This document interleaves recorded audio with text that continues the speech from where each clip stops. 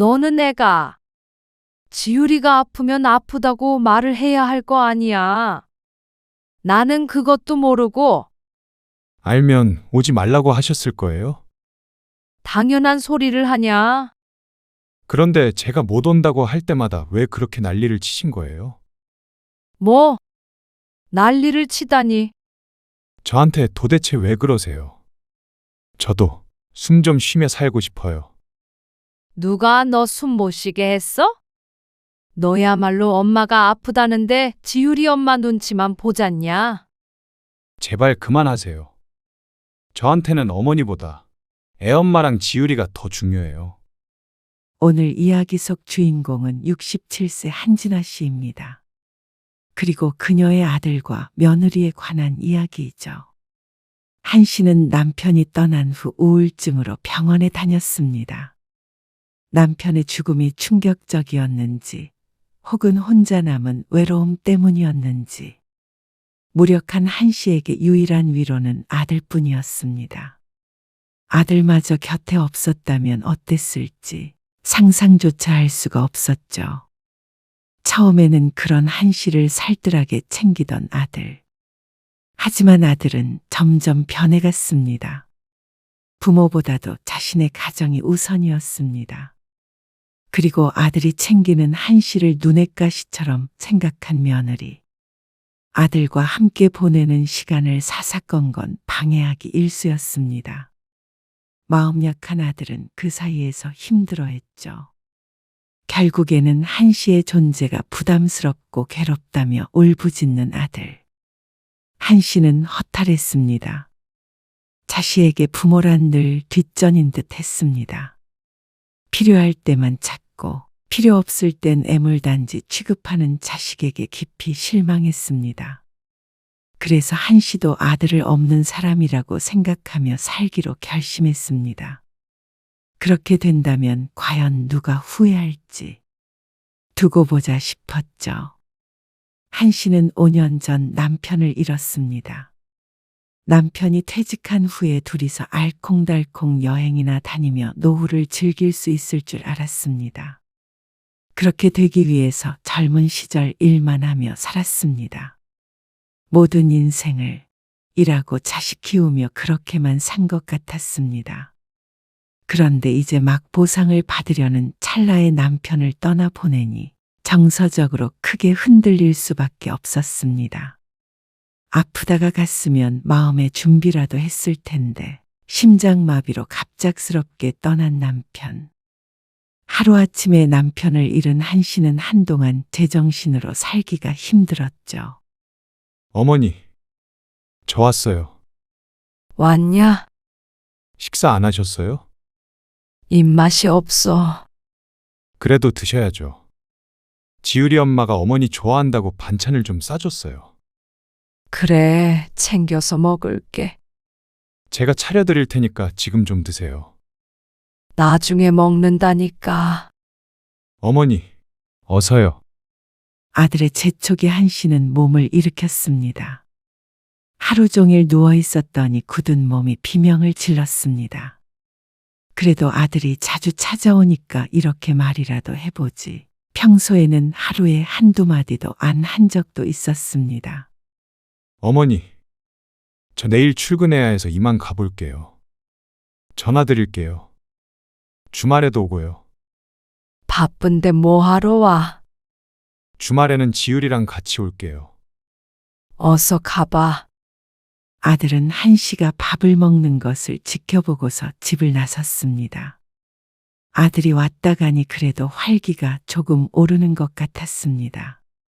무기력한 나날 가운데 한 줄기 빛과 같았습니다. 아들은 다음 날에도 전화를 했고 주말에는 약속했던 것처럼 손자나 며느리와 함께 찾아와 시간을 보내기도 했습니다. 지율이 엄마가 못 와서 죄송하대요. 장모님이 요즘 좀 편찮으셔서요. 하지만 한 씨는 며느리가 안 온 이유를 알고 있었습니다. 매일같이 아들이 한 씨를 찾아오는 게 내심 마음에 들지 않기 때문이라고 짐작했습니다. 하지만 그렇다고 아들과의 시간을 포기할 수는 없었죠. 시간이 약이라고 한 씨는 점점 괜찮아졌습니다. 엄마는 너 없으면 어쩔 뻔 했나 싶어. 너 때문에 살아. 어느 날 한 씨가 아들에게 중얼거렸습니다. 그나마 오랜만에 한 씨의 입 밖으로 나온 희망적인 말에 아들의 표정이 밝아졌습니다. 제가 더 자주 올게요. 그러니까 기운 차리세요. 밖에서 친구들도 만나시고 생활을 되찾으셔야죠. 노력해 볼게. 힘들면 자신에게 기대라는 아들. 한 씨는 그런 아들에게 고마웠습니다. 옆에서 든든하게 의지할 수 있게 버팀목이 되어주는 아들을 어쩌면 남편의 빈자리를 채워줄 거라고 생각했는지도 몰랐습니다. 이전보다도 아들의 존재가 한 씨에게 무척 커졌죠. 남편이 죽은 뒤 2달. 한 씨는 자다가 일어나 중얼거렸습니다. 여보, 돌아오는 대답은 없었습니다. 여보, 자요? 잠결에 중얼거리다가 문득 정신이 들어 옆자리를 보니 텅 비어 있었습니다. 왜 그랬는지 모르겠지만 눈물이 났습니다. 준서가. 한 씨는 새벽임에도 불구하고 아들에게 전화를 걸었습니다. 흐느끼는 목소리에 아들이 놀라 물었습니다. 어머니, 무슨 일 있으세요? 왜 그러세요? 아니, 자다가 일어났는데 네 아버지가 옆에 누워 있는 줄 알고 자꾸 불렀는데 그런데 없지 뭐냐. 어머니, 그냥 갑자기 복 받쳐서 그래. 신경 쓰지 마. 그냥 새벽이라 그런가 보다. 제가 갈까요? 지금? 네. 잠깐만 기다리세요. 그러면 그래 줄래? 한 씨는 아들에게 미안했지만 기분이 너무 싱숭생숭하고 먹먹해서 아들이라도 곁에 있었으면 했습니다. 그래서 새벽에 집으로 온다는 아들을 거절하지 않았죠. 옆에서 며느리의 목소리가 작게 들렸습니다. 잠이 가득한 목소리로 지금 가게 하며 묻는 며느리. 한 씨는 그걸 모른 척 했습니다. 아들은 30분쯤 뒤에 한 씨의 집에 도착했습니다. 다음 날 출근할 준비까지 해서 왔고, 한 씨는 아침에 아들과 함께 아침을 챙겨 먹었습니다. 내가 주책이다. 잠결에 그랬나 봐. 괜히 바쁜데 불러서 미안해. 아니에요. 여기서 바로 출근하면 돼요. 그래. 다음에는 이렇게까지 안 해줘도 돼. 전화하시면 올게요. 아들의 말에 가슴이 뭉클했습니다. 그래서 한 씨는 그날 이후 병원에 다녔습니다. 감정 기복도 있고 수시로 우울한 게 마음에 병이 들어서인 듯 해서 말이죠. 아들의 권유도 있었지만 한 씨도 노력하고 싶었습니다. 좀 더 힘내서 살고 싶었죠. 다음 주에 엄마 건강검진 하러 가야 하는데 아, 다음 주 언제요? 수요일. 아, 수요일이요. 그래. 혹시 같이 가줄 수 있을까? 한 씨의 물음에 아들은 잠시 생각하더니 긍정적인 대답을 돌려주었습니다. 아들은 살뜰하게 한 씨를 살폈습니다. 아들이 성인이 되고 나서부터는 이렇게 자주 붙어 있던 적이 없었던 것 같은데 남편이 죽고 난 뒤로는 어쩐지 아들과 부쩍 가까워졌습니다.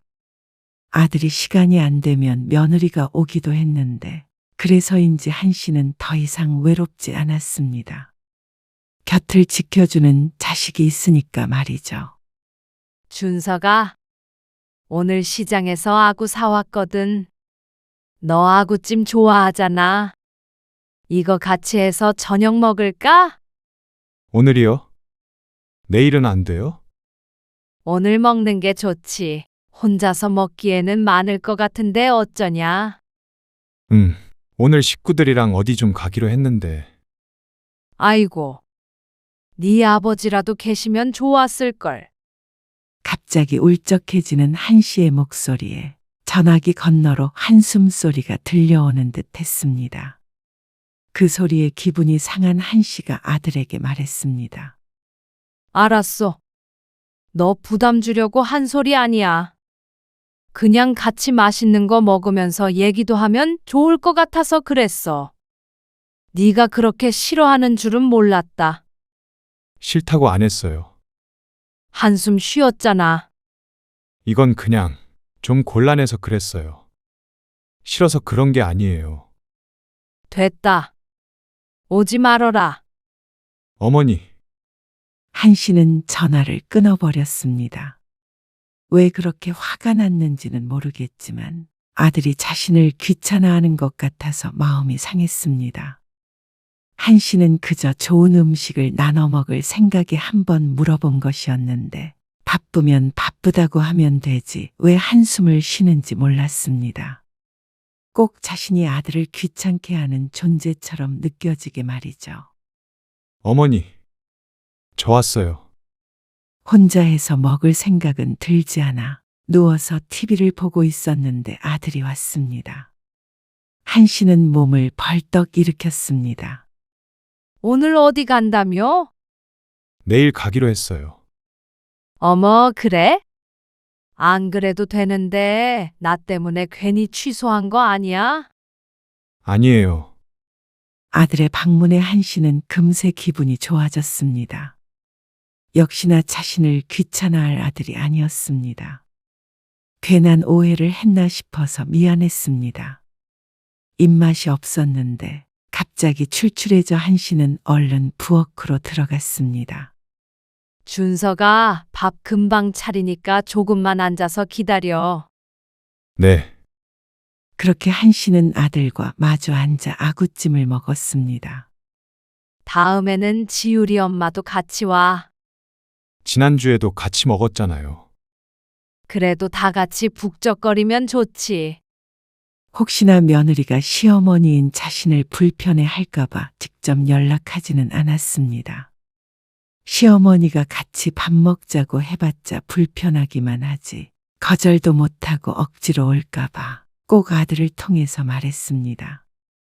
그래서 한 씨는 스스로를 사려 깊은 시어머니라고 생각했죠. 그런데 식사를 하던 중에 아들의 휴대폰이 울렸습니다. 아들이 화면을 보더니 자리에서 일어나 거실로 나갔습니다. 무슨 전화인지는 모르겠지만 한 씨가 들으면 안 되는가 싶어서 신경을 껐습니다. 그런데 넓지도 않은 집의 목소리를 아무리 죽여도 전혀 안 들릴 수는 없었죠. 미안하다고 했잖아. 식사는 마치고 가야지. 지율이는? 그래. 내일 갈게. 이해 좀 해줘라. 알겠어. 금방 갈게. 가서 얘기하자. 손자의 이름이 나오는 것을 봐선 며느리와 통화하는 듯 했습니다.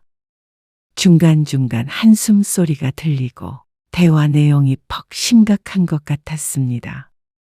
아들의 말로 유추해 보건대 아들이 한 씨의 집에 온 것을 가지고 며느리가 불만을 가진 것 같았습니다. 아들은 약속을 미뤄 사과하는 상황이고 말이죠. 한 씨는 며느리에게 섭섭했습니다. 서로 사정을 뻔히 알면서 아들과 저녁 한 끼 먹는다고 그렇게 도중에 전화까지 해서 뭐라고 할 일인가 싶었습니다. 밥 먹고 어련히 알아서 보내줄 텐데 말이죠. 꼭 한 씨에게 시위라도 하고 있는 것 같았습니다.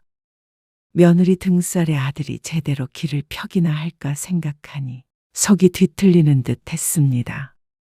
그렇다고 또 며느리에게 전화해서 따질 만한 성격은 아닌지라 며느리가 더욱 자신을 우습게 보는 것 같았죠. 얼른 먹고 가봐. 한 씨가 불퉁하게 말하자 아들이 멋쩍은 얼굴을 했습니다. 통화 내용을 들었나 하는 표정이었죠. 한 씨는 아들을 보냈습니다. 그러자 집이 조용해졌습니다. 아들도 수다스러운 편이 아니라 아들이 온다고 시끌벅적한 것은 아니었지만 그나마 대화할 사람이 사라지니 TV 소리만 희미하게 들려왔습니다. 매일 이렇게 살아야 한다고 생각하면 어쩐지 너무도 외로운 기분이 들었습니다. 하지만 그래도 아들이 있으니 괜찮다고 생각했죠. 그런데 아들은 점점 변해갔습니다. 오늘 바쁘니? 오늘이요? 무슨 일 있으세요? 아니, 무슨 일 있는 건 아니고. 오랜만에 나들이나 갈까 했지. 날씨도 너무 좋고 주말이고 해서. 지율이랑 지율이 엄마랑도 다 같이 놀러 갈까? 한시의 말에 아들이 머뭇거렸습니다. 아, 오늘은 안 될 것 같아요. 장모님이랑 장인어른 모시고 강릉에 가기로 했거든요. 강릉? 네. 한 달 전부터 약속이 됐던 거라서요. 죄송해요. 새 식구만 가는 거라면 따라가기라도 하는데 처가 식구와 함께 간다고 하니 별 도리가 없었습니다. 그래. 알았어. 한시는 풀이 죽어 전화를 끊었습니다. 그런데 전화를 끊고 생각해 보니 왜 여행은 처가 식구랑만 가나 싶었습니다. 강릉에 가는 거면 하룻밤은 자고 오는 것 같은데 한시는 최근 들어서 아들네와 그런 여행을 간 적이 없었습니다. 이것들이 사람을 차별하나? 그런 생각을 할 수밖에 없었습니다. 며느리는 한시가 맛있는 걸 해준다고 해도 자주 안 오는데 왜 친정 식구들이랑만 좋은데 놀러 가나 싶었습니다. 한시도 이렇게 날씨 좋을 때 아들과 함께 여행도 가고 시간을 보내고 싶었습니다. 하지만 며느리가 싫어하는 것 같았습니다. 아들은 또 며느리 말이라면 껌뻑 죽기 때문에 한시와 시간을 많이 보낼 수도 없는 듯했죠. 한시는 한숨을 푹 내쉬었습니다. 아들 가진 게 죄였습니다. 한시도 딸이 하나 있었으면 며느리가 친정을 챙기는 것처럼 딸이 나를 챙겨줬을 텐데 하고 생각했습니다. 그날 밤 한시는 혼자 집에 있다가 속이 뒤틀리듯 아파서 침대 위를 뒹굴었습니다. 아이고, 배야. 한시는 아들에게 전화를 걸었습니다. 달리 연락할 곳도 생각나는 사람도 없었습니다. 경황이 없다 보니 구급차보다도 아들이 먼저 떠올랐죠. 어머니, 무슨 일이세요? 아들이 전화를 받았습니다. 시끌벅적한 것이 처가 식구들과 함께 저녁이라도 먹는 것 같았습니다. 아이고, 준서가. 배가 너무 아파서. 한시는 말을 하다 말고 악소리를 냈습니다. 장이 베베 꼬인 것만 같았습니다. 그러자 아들이 화들짝 놀랐습니다. 무슨 일이세요? 어디 아프세요? 한시는 끙끙 앓는 소리를 내며 말했습니다. 배가 너무 아파서 응급실에 가야 할 것 같다고 말이죠. 그러자 아들이 구급차를 부르겠다며 다급히 전화를 끊었습니다. 그리고 1분 정도 뒤에 다시 전화가 왔습니다. 구급차는 불렀는데요. 이모나 누구 부를 사람 없으세요? 제가 지금 술을 몇 잔 마셔서 운전을 못 하는데. 내가 부를 사람이 누가 있냐? 아이고, 죽겠다. 한시는 너무나도 서러웠습니다. 혼자서 아픈 것도 서러운데 아들은 사돈네와 즐거운 시간을 보내고 있는 것 같아서 말이죠. 남편 없는 서러움이 더욱 폭발하는 듯 했습니다. 내가 네 아버지 따라서 가려나 보다. 가야지. 늙으면 자식한테 집만 되는데. 괜스레 약한 소리가 흘러나왔습니다. 아들은 잠시 침묵했습니다. 그러더니 누군가와 대화하는 소리가 들렸습니다. 지금 갈게요. 처제가 데려다 주겠다고 해서요. 아이고, 됐다. 너 즐거운 시간 방해할 생각 없어. 어차피 구급차 오면 병원에는 데려다 줄 거 아니야. 그러자 또다시 들리는 한숨 소리. 지금 갈게요. 한시는 끝까지 아들을 말리지 않았습니다. 내심 아들이 정말로 오지 않으면 서글플 것 같았습니다. 다만 아들의 그 한숨 소리가 참 마음을 각작거렸죠. 그래도 아들이 온다니 다행이었습니다. 처가와의 여행보다도 아직은 부모인 자신이 중요한 것 같아서 안심하기도 했습니다.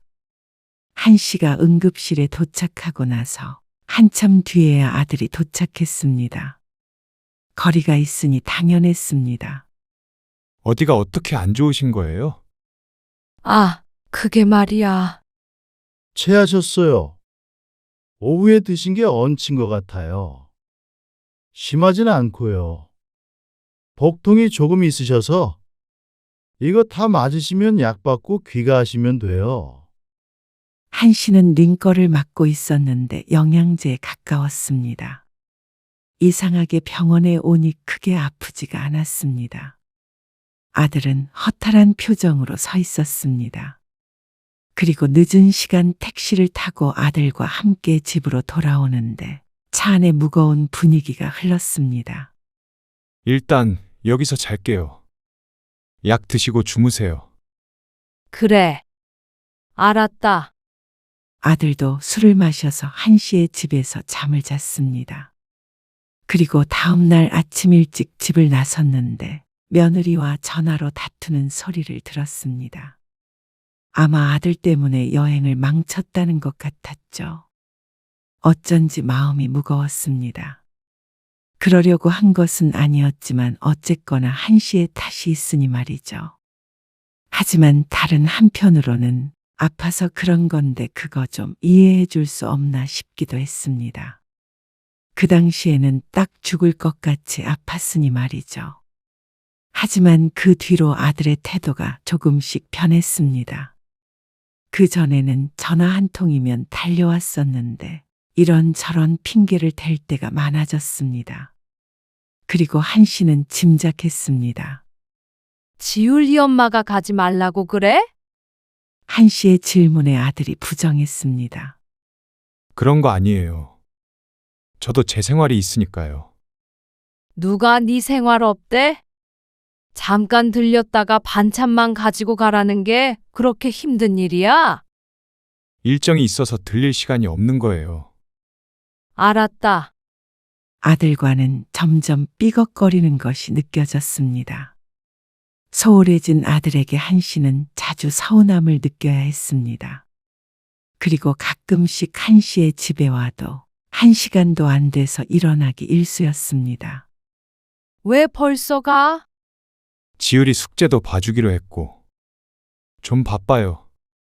지율이 엄마 있잖아. 죄송해요.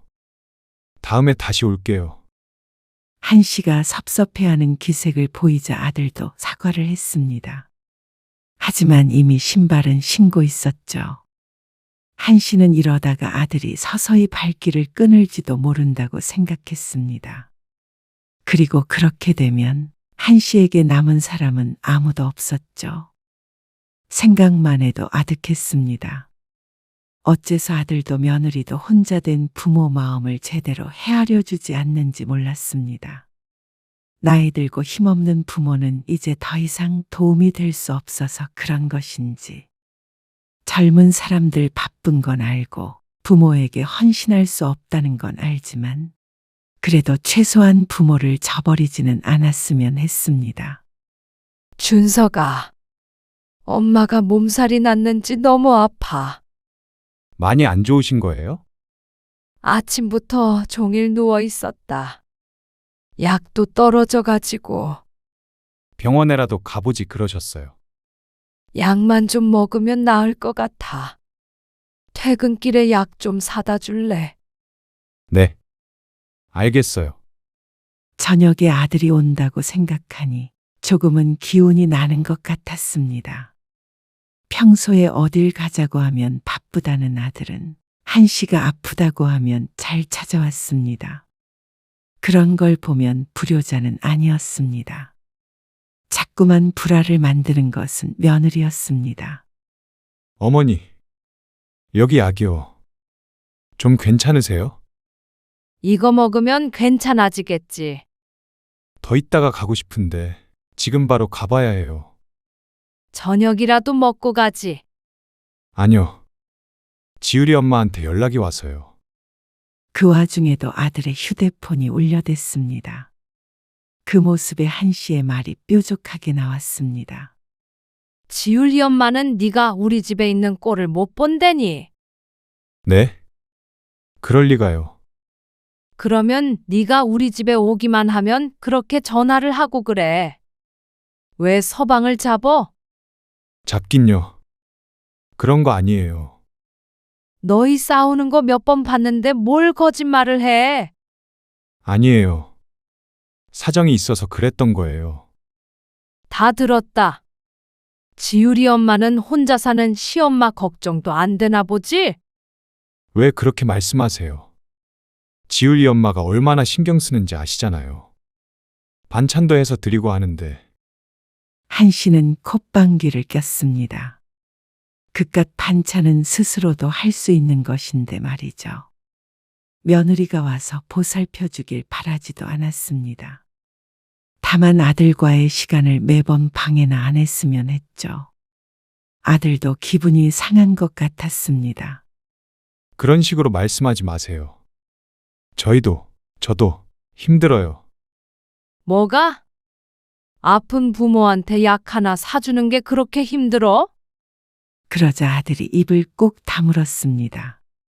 어쩐지 원망스러운 눈빛으로 쳐다보는 것에 한 씨는 상처를 받았습니다. 자신이 많은 걸 바라는 건 아니었습니다. 매일 보고 싶은 아들, 10번은 참고 한 번 연락하는 것인데 그것도 그렇게 힘든 일인가 싶었죠. 그런데 아들의 휴대폰이 또다시 울렸습니다. 아들은 한숨을 한 번 쉬고 전화를 받았습니다. 그러자 며느리의 목소리가 바깥까지 크게 들렸습니다. 당신 정말 너무한 거 아니야? 우리 지율이 아프다고 몇 번 말해? 그런데 또 어머님한테 가서 전화도 안 받고. 정말 뭐 하자는 거야? 당신은 어머님만 중요해? 우리 지율이는? 지금 가. 당신이 병원에 좀 데리고 가. 내가 병원으로 바로 갈게. 됐어. 내가 알아서 할 테니까 당신은 어머님이나 보살펴드려. 그렇게 끊어진 전화에 아들은 소파에 털썩 주저앉았습니다. 고개를 숙이고 한참을 침묵하고 있는 모습을 보니 한 씨도 선뜻 말을 거리까 어려웠습니다. 어머니, 제가 얼마나 더 해야 하는 거예요? 아들이 조용히 중얼거렸습니다. 그 무거운 목소리에 한 씨의 심장이 덜컥 내려앉는 것 같았습니다. 손자가 아프다는 며느리의 울음 섞인 목소리가 귓가에 맴돌아 마음에 걸렸습니다. 너는 애가 지율이가 아프면 아프다고 말을 해야 할 거 아니야. 나는 그것도 모르고 알면 오지 말라고 하셨을 거예요? 당연한 소리를 하냐? 그런데 제가 못 온다고 할 때마다 왜 그렇게 난리를 치신 거예요? 뭐? 난리를 치다니. 아들의 말이 송곳처럼 뾰족했습니다. 그 말에 한 씨는 충격을 받았죠. 저한테 도대체 왜 그러세요? 저도 숨 좀 쉬며 살고 싶어요. 누가 너 숨 못 쉬게 했어? 한 씨도 억울했습니다. 자식이라고는 하나밖에 없으니 당연히 의지할 사람은 아들밖에 없었습니다. 그걸 왜 아무도 이해를 못 해주나 싶었습니다.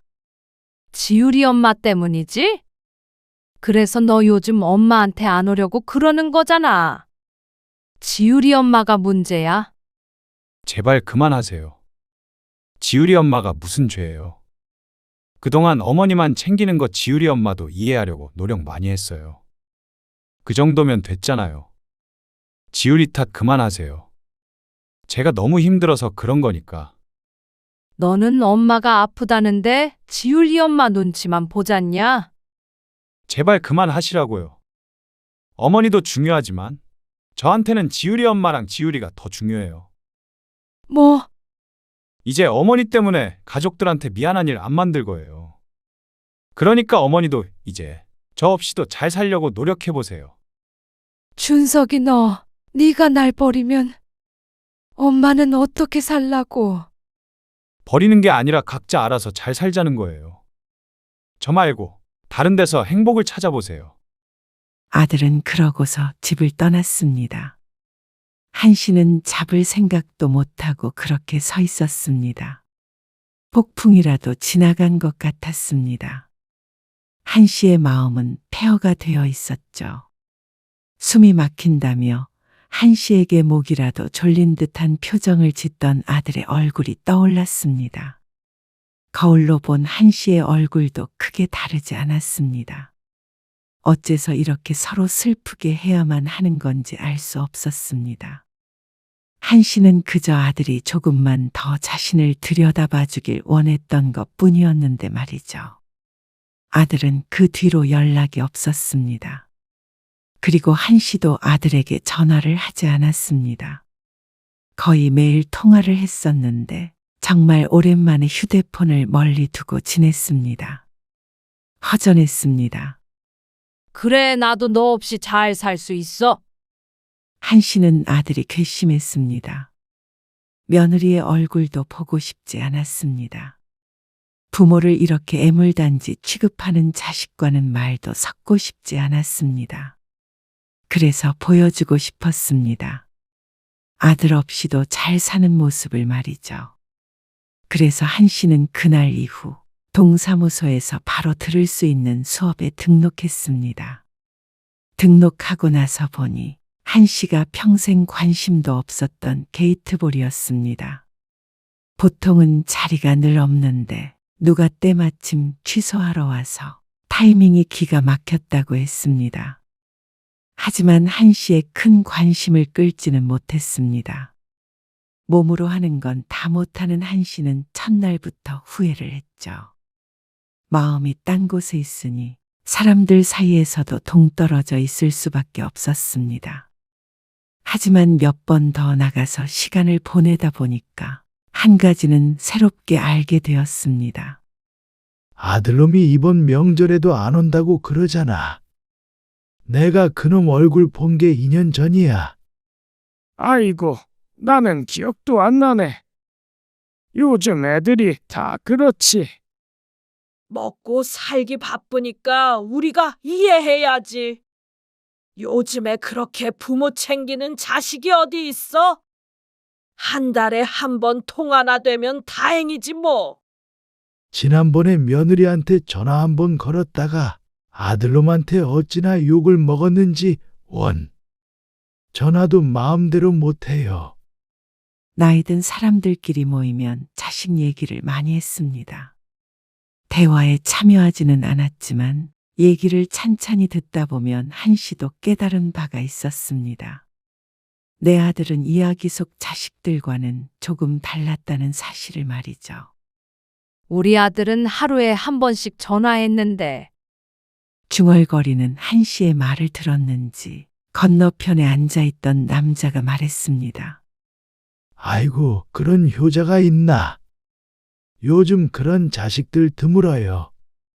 그 말에 별다른 대꾸를 하지 못하고 입을 다물어 버릴 뿐이었습니다. 그러다 어느 날이었습니다. 아들에게서 전화가 왔습니다.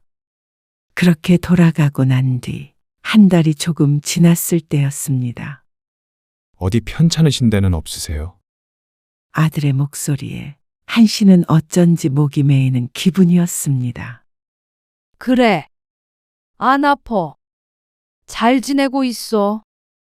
제가 지율이 엄마랑 주말에 한번 갈게요. 평소 같았으면 들떴을 한 씨였지만 어쩐지 전처럼 좋지가 않았습니다. 마음이 더 무거워졌습니다. 한 씨는 애써 밝은 목소리로 대답했습니다. 주말에 바빠. 뭐 하시는데 바빠요? 약속 있어. 약속이요? 그래. 주말에 아는 사람들이랑 같이 게이트볼 치러 가기로 했어. 게이트볼이요? 그런 걸 할 줄 아세요? 알지? 지난달에 등록해서 배우고 있어. 재미있어. 아들은 얼떨떨한 반응을 보였습니다. 그리고 설마 찾아가겠다는 말을 거절당할 줄은 몰랐다는 듯이 굴었습니다. 그래서 바쁘시다고요. 그래. 그러니까 나는 신경 쓰지 말고 시간 남으면 너희끼리 놀러 가. 요즘 날씨 좋더라. 같이 가시죠. 아, 나는 냅둬. 바쁘다니까? 얼마나 재미있는지 몰라. 네. 알겠어요. 명절에나 한번 오던지 해. 알겠어요. 편찮으신 데 있으면 꼭 전화하시고요. 그래. 전화를 끊고 나니 내 아들이 참 순하구나 싶었습니다. 그렇게 소리치며 싸웠던 부모도 혹시나 아플까봐 먼저 전화해서 걱정을 하는 걸 보면 말이죠. 그리고 그렇게 못되게 굴었던 시부모도 얼굴 보겠다고 찾아온다고 하는 며느리도 참 똑같았습니다. 드라마 속 악역은 자식들이 아니라 한시였던 것을 한 발짝 떨어져서 보니 그제서야 보였습니다. 한시가 마음을 고쳐먹으니 이토록 평화로운 것을 말이죠. 그리고 아들에게 한 말이 영 없는 말은 아니었습니다. 아직 실력이랄 것은 없었고 몸부림에 가깝긴 했지만 게이트볼이라는 것에 막재미를 붙인 참이었습니다. 아니, 그보다도 또래의 사람들과 만나서 말하고 얘기를 듣고 하는 게 TV 드라마를 보는 것보다도 재미있었습니다. 아마 다들 그래서 더운 날에도 바깥에 나오는 것일 테죠. 아직은 아들을 잊고 살아갈 정도로 삶이 바뀐 것은 아니었지만 서서히 적응해 갈 생각이었습니다. 생각보다 혼자 사는 삶이 나쁘지 않았습니다. 바쁘게 살다 보면 아들 생각을 안 하는 때가 많았으니 긍정적인 신호였습니다. 어머님, 저예요. 잘 지내시죠? 그래. 오랜만이야. 일주일쯤 뒤에 며느리에게서 전화가 걸려왔습니다. 지율이가 할머니 보고 싶다고 그래서요. 다음 주에 시간 내주시면 같이 나들이 갔으면 해서요. 다음 주에? 네. 어머님 바쁘시다고 들어서요. 스케줄 맞춰보려고요. 그래. 한번 확인해보고 연락 줄게. 네. 뭐 드시고 싶은 건 없으시고요. 그런 건 내가 알아서 챙겨 먹으니까 걱정 말고. 너희나 잘 챙겨 먹고 살아. 네. 그러면 연락 주세요. 별것 아닌 대화였지만 가슴 속에 무엇인가가 쑥 내려간 것 같은 기분이었습니다. 그것이 마음의 병이었는지 무엇인지 모르겠지만 이제야 비로소 인생이 제자리를 찾은 것 같았죠.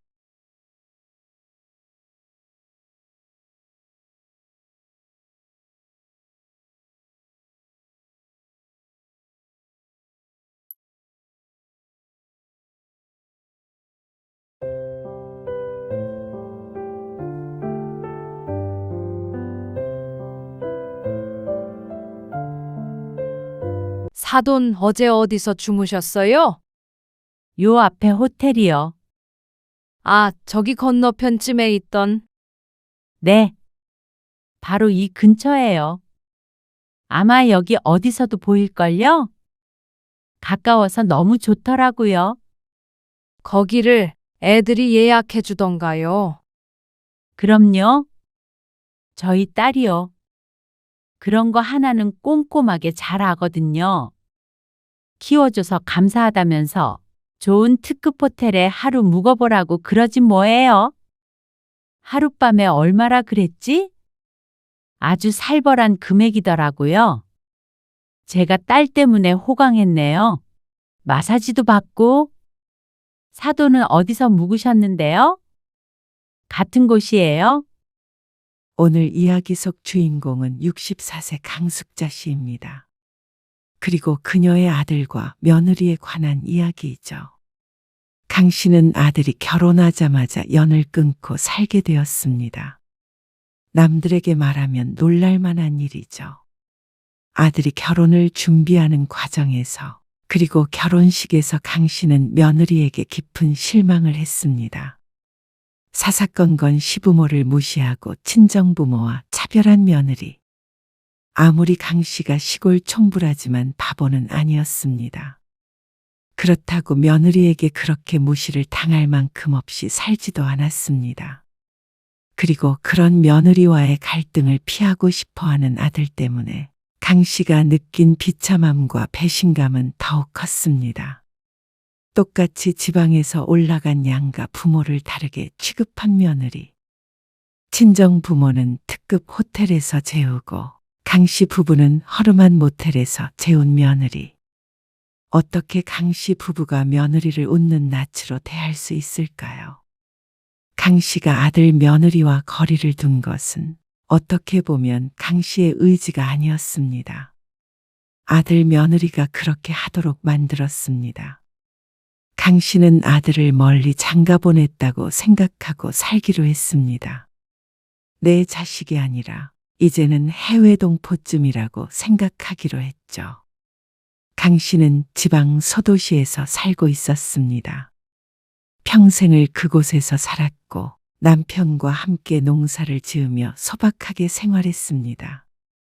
그리고 아들을 하나 낳았습니다. 아들은 서울에 있는 대학에 가서 일찍이 떨어져 지내게 되었습니다. 주변에서 다들 아들을 한양으로 유학을 보냈다며 엄지를 치켜 세웠습니다. 아들은 공부를 잘했고 강 씨 부부에게는 자랑스러운 자식이었습니다. 그런 아들도 이젠 결혼을 앞두고 있었습니다. 거의 도착했어요. 그래? 알았어. 운전 조심히 하고 바로 밥 먹을 수 있도록 준비할게. 네, 전화를 끊고 강 씨는 서둘러 부엌으로 갔습니다. 이미 대부분의 음식이 준비가 되어 있었습니다. 며칠 전부터 장을 봐오고 이래저래 신경을 쓴 결과였습니다. 다 왔대? 네. 한 10분 걸리나 봐요. 그러자 남편도 주변을 한 번 더 정리했습니다. 워낙 깔끔한 성격 탓의 거실에도 부엌에도 정리할 게 없었지만 그래도 처음 맞는 예비 며느리이기에 조금 더 신경을 썼습니다. 그리고 도착한 며느리. 안녕하세요. 이지연이라고 합니다. 어서 와요. 오느라 고생 많았네. 아니에요. 며느리는 주변을 두리번거렸습니다. 서울이 고향이라고 들었는데 아무래도 도시에서 나고 자라서 이런 곳은 낯선 모양이었습니다. 음식은 입에 좀 맞아요? 아, 네. 하지만 말과는 다르게 며느리는 젓가락만 깨작거릴 뿐 뭐 하나 시원하게 먹질 않았습니다. 그래도 음식 솜씨가 좋다는 평을 받는 강 씨였는데 아무래도 며느리의 입맛에는 맞지 않는 듯 했습니다. 식사를 마치고 차를 마시는데 며느리가 말했습니다. TV에서만 보던 시골 느낌이 나서 신기해요.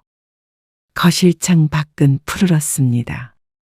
논밭이 있고 멀리엔 산이 있어서 시야가 트여 있었죠. 이런 전망은 서울에서는 좀처럼 없다며 웃었습니다. 호기심이 느껴지는 며느리의 말에 강 씨도 따라 웃었습니다.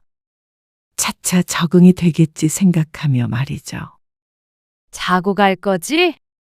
거리가 상당하기 때문에 당연히 자고 갈 것으로 생각하고 아들이 쓰던 방도 치워둔 참이었습니다. 그런데 아들이 며느리의 눈치를 보며 말했습니다. 그게 이번에는 그냥 올라가야 할 것 같아요. 왜? 지연이가 잘 곳도 마땅치 않고요. 너 쓰던 방 치워놨어. 이불도 다 빨아놨는데. 3시간 걸려서 와놓고는 다시 올라가겠다는 말에 강 씨는 당황했습니다. 그래, 자고 내일 가지. 출근도 안 하잖아. 남편도 의아하게 생각했습니다. 그런데 아들은 한사코 고개를 저었습니다. 그게 좀 그래서요. 아직 적응도 못했고. 그러면서 다시 한번 며느리 쪽을 힐끔거리는 아들.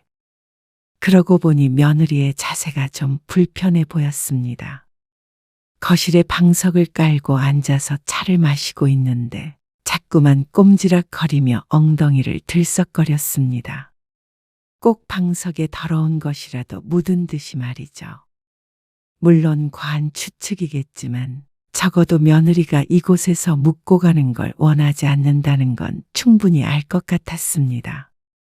그래, 올라가 봐. 다음에 또 오면 되지. 네. 금방 다시 올게요. 아쉬운 마음을 뒤로 한 채로 강씨 부부는 아들을 보내기 위해 일어났습니다. 어머, 이게 뭐야? 현관에서 신발을 신다가 말고 며느리가 비명을 질렀습니다. 화들짝 놀라며 신발을 신은 채로 집 안으로 올라섰죠. 왜 그래? 바퀴벌레가 있잖아. 아, 그래? 그래라니?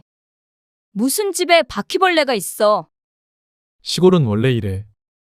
주택이기도 하고. 아들의 말에도 며느리의 인상은 펴질 줄을 몰랐습니다. 바퀴벌레 약도 놓고 하지만 종종 이렇게 보일 때가 있었습니다. 집안에서 발견되는 경우는 흔치 않지만 그래도 없는 일은 아니었죠. 도시의 고층 아파트와 비교를 하자면 요즘 사람들이 놀랄만도 하긴 했습니다. 강 씨의 남편이 얼른 바퀴벌레를 잡아서 치웠고 며느리는 거의 구역질을 할 듯한 표정으로 집 밖을 나섰습니다. 마당에 서서 괜스레 옷을 탁탁 터는데 그 손길이 무척 신경질적이었습니다. 강 씨의 마음이 불편해졌습니다. 저희 이만 가볼게요. 아들 며느리를 보내고 강 씨는 걱정스럽게 말했습니다. 다시는 안 온다고 하는 거 아닌가 몰라? 바퀴벌레 하나 나온 거 가지고 안 와? 하지만 어쩐지 며느리의 깍쟁이 같은 면모를 보니 걱정이 되긴 했습니다.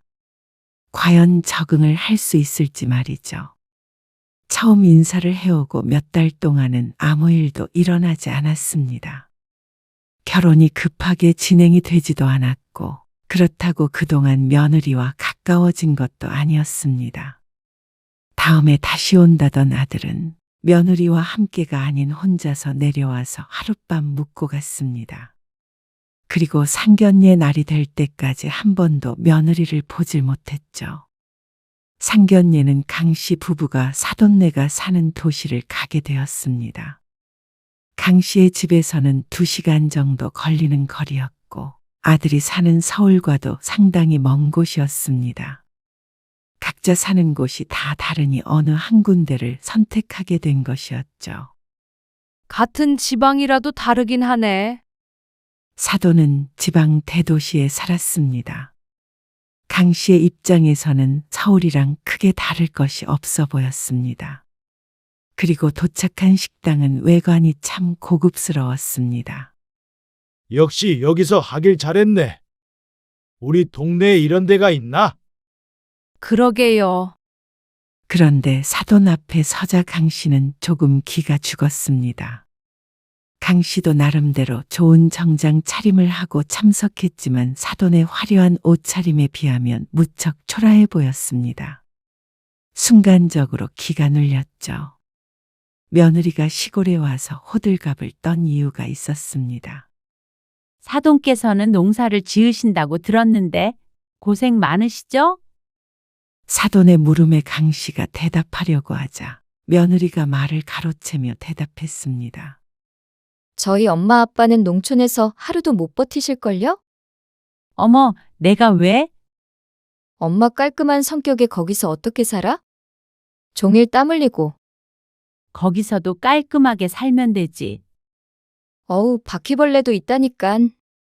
진저리 치며 하는 며느리의 말에 강 씨는 조금 기분이 상했습니다. 왠지 모르게 자신들을 무시하는 것처럼 느껴졌습니다. 그게 아니더라도 깡시골이니 촌이니 하는 단어들이 거슬리기도 했습니다.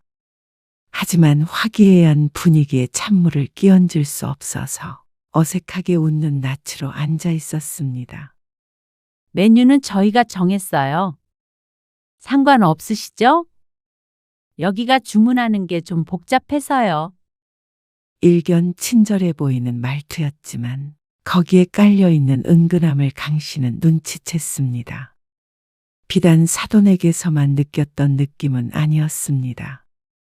사돈의 말처럼 복잡한 주문을 할 수는 없을지라도 사람을 깔보는 일은 불쾌했습니다. 그리고 이어지는 말에 강 씨가 받았던 느낌이 그저 착각이 아니라는 사실을 일깨워줬습니다. 사실 서울로 대학 보내고 직장도 서울로 다니니까 그쪽에 사는 사람하고 만난 줄 알았는데 저희가 여기에 살고 있긴 하지만 사실 둘 다 고향이 서울이거든요. 그래서 동양 사람 만날 줄 알았어요. 그런데 이렇게 구수한 분들과 연을 맺게 될 줄은 몰랐네요. 그러면서 호호 웃는 모습에 기가 찼습니다. 구수한 분들이라는 게 강씨 부부를 일컫는 말인 듯한데 듣기 좋은 말은 아니었습니다. 저희가 어찌됐던 간에 계속해서 내뱉는 말들이 강씨 부부가 시골에서 왔다는 사실을 강조하는 것들이었습니다. 강씨의 표정이 안 좋아지자 아들이 눈치를 보며 분위기를 환기시켰습니다. 그나저나 식장은 내년 봄으로 알아보고 있어요. 그래? 봄이 좋지? 다시 이야기는 결혼식에 관련된 주제로 넘어갔지만 강 씨는 어쩐지 밥이 제대로 넘어가지 않았습니다. 남편도 불편한지 연신 냉수를 들이키고 있었죠. 근데 집 문제는 어떻게 하실지? 그런데 집 얘기가 나오자 처음에 강 씨 부부를 무시했던 것과는 다르게 은근슬에 남자 쪽에서 해오길 바라는 눈치를 줬습니다. 그것도 좀 황당했습니다. 요즘엔 반반이 아닌가 싶었는데 말이죠. 강 씨는 끝내 거의 먹지 못한 채 자리에서 일어나게 되었습니다. 집은 밭이라도 팔아야지. 그게 금방 팔려요? 팔리는 대로 돈 주면 되지. 돌아오는 길에 자신도 모르게 씁쓸한 기분에 젖어들었죠. 그건 남편도 마찬가지였는지 한숨 소리가 간간히 들렸습니다. 죄송해요. 뭐가? 아까 좀 언짢으신 것 같아서요. 집으로 돌아가는 길에 아들에게서 전화가 왔습니다. 아들이 강 씨의 눈치를 보며 말했습니다. 그런데 나쁜 뜻이 있으신 분들은 아니에요. 그냥 신기하고 그런 마음에 악의 없이 하신 말씀이니까 이해해 주세요. 혹시라도 강 씨 부부가 반대라도 할까봐 두려운 눈치였습니다. 하지만 상결례를 하며 서로 머리를 뜯고 싸운 것도 아닌데 그걸로 결혼을 해라 마라 할 생각은 없었습니다. 또 사돈을 앞으로 만나면 얼마나 만날까 싶어서 말이죠. 속상하기는 했어도 그저 그런 해프닝 정도로 여기고 넘어갔습니다. 아무리 시골이라 무시해도 강 씨는 그 사실이 부끄러운 적도 없었고 그럴 이유도 없었으니 말이죠. 결혼식은 이듬해 봄으로 예정되어 있었지만 예식장 예약하기가 쉽지가 않아 6월 중순으로 날짜가 정해졌습니다. 아들과 며느리 모두 하객들이 대부분 서울 사람들이라 결혼식은 서울에서 진행이 되었습니다. 그리고 아침 일찍부터 준비해야 하는 일정 탓에 결혼식 전날 상경하기로 되어 있었습니다. 그러고 나서 하룻밤 묵고 결혼식이 끝난 뒤에 다시 집에 내려오기로 했죠. 올라가서 하루 묵어야 하는데 신혼집에 들어가 얼마 전부터 아들네가 살고 있긴 했지만 강 씨 부부는 그곳에서 잘 생각은 없었습니다.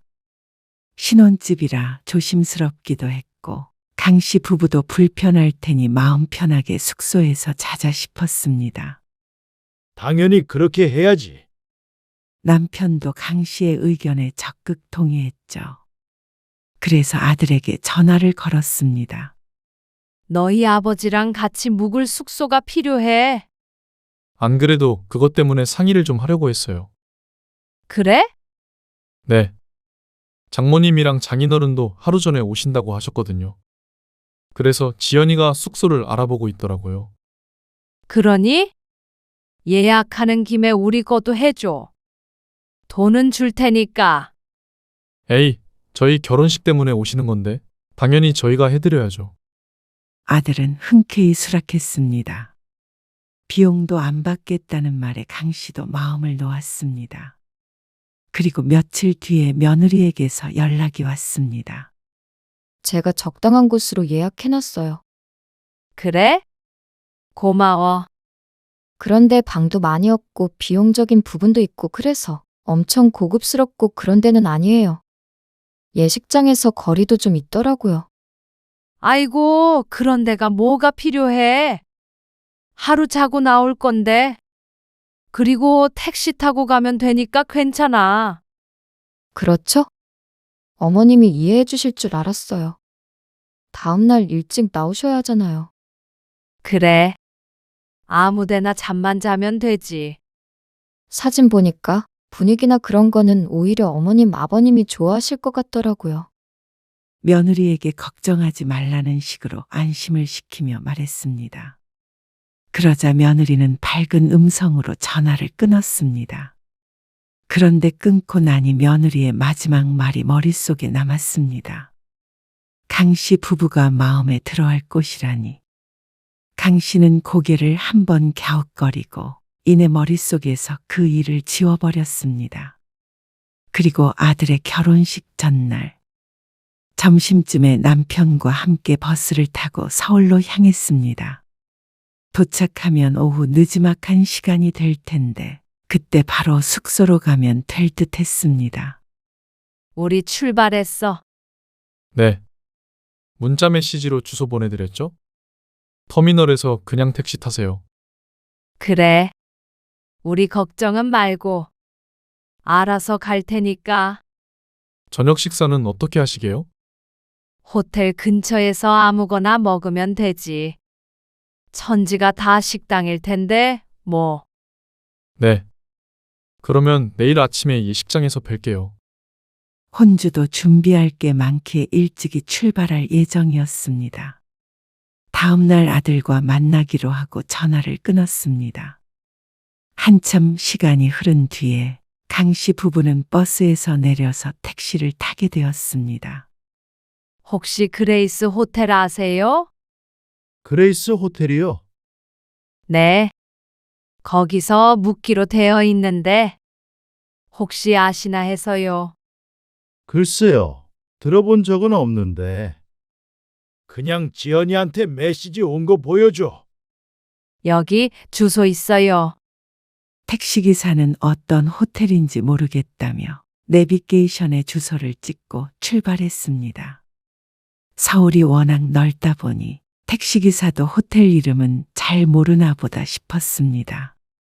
한참 가다 보니 호텔이 있을 법한 곳에서 조금씩 벗어나기 시작했습니다. 주택가로 보이는 곳을 지났다가 좁은 골목을 이리저리 왔다 갔다 하더니 결국 차를 세운 곳은 강 씨를 당황스럽게 했습니다. 왜 여기서 세우세요? 여기 도착했다고 뜨잖아요. 택시기사가 휴대폰 내비게이션을 가리키며 말했습니다. 그러니 도착했습니다. 하며 안내 메시지가 흘러나왔죠. 여긴가 보네요. 택시기사가 근처에 보이는 건물 하나를 손가락을 가리키며 말했습니다. 택시 안에서는 잘 보이지 않아서 결국 택시비를 지불하고 차에서 내렸습니다. 여기에 호텔이 어디 있다는 거야? 뭐야? 여기 그레이스 호텔이라고 써 있는데. 남편이 건물 벽면을 가리키며 말했습니다. 글자들이 떨어져서 그와 스만 남아있는 간판이 보였습니다. 레와 이가 붙어 있던 곳에는 글자 모양 그대로 지저분한 흔적이 남아 있었습니다. 강 씨는 조금 황당한 표정으로 건물을 훑어보았습니다. 호텔이라고 써 있긴 했지만 일반 모텔보다도 못한 곳이었습니다. 요즘에도 이런 곳이 있나 싶었습니다. 영업은 하는 모양인지 입구에 불은 켜져 있었죠. 남편도 말을 잃고 서서 쳐다보다가 강 씨에게 말했습니다. 일단 들어가자고. 남편을 따라 들어가니 카운터가 보였습니다. 내부는 외부보다도 낡아 보였습니다. 여기 예약을 했다고 그러던데. 네, 강숙자 씨 맞으세요? 아, 예. 예약한 사람이 강 씨밖에 없었는지 주인이 먼저 강 씨의 이름을 알고 있었습니다. 열쇠를 하나 건네며 2층으로 올라가라는 주인.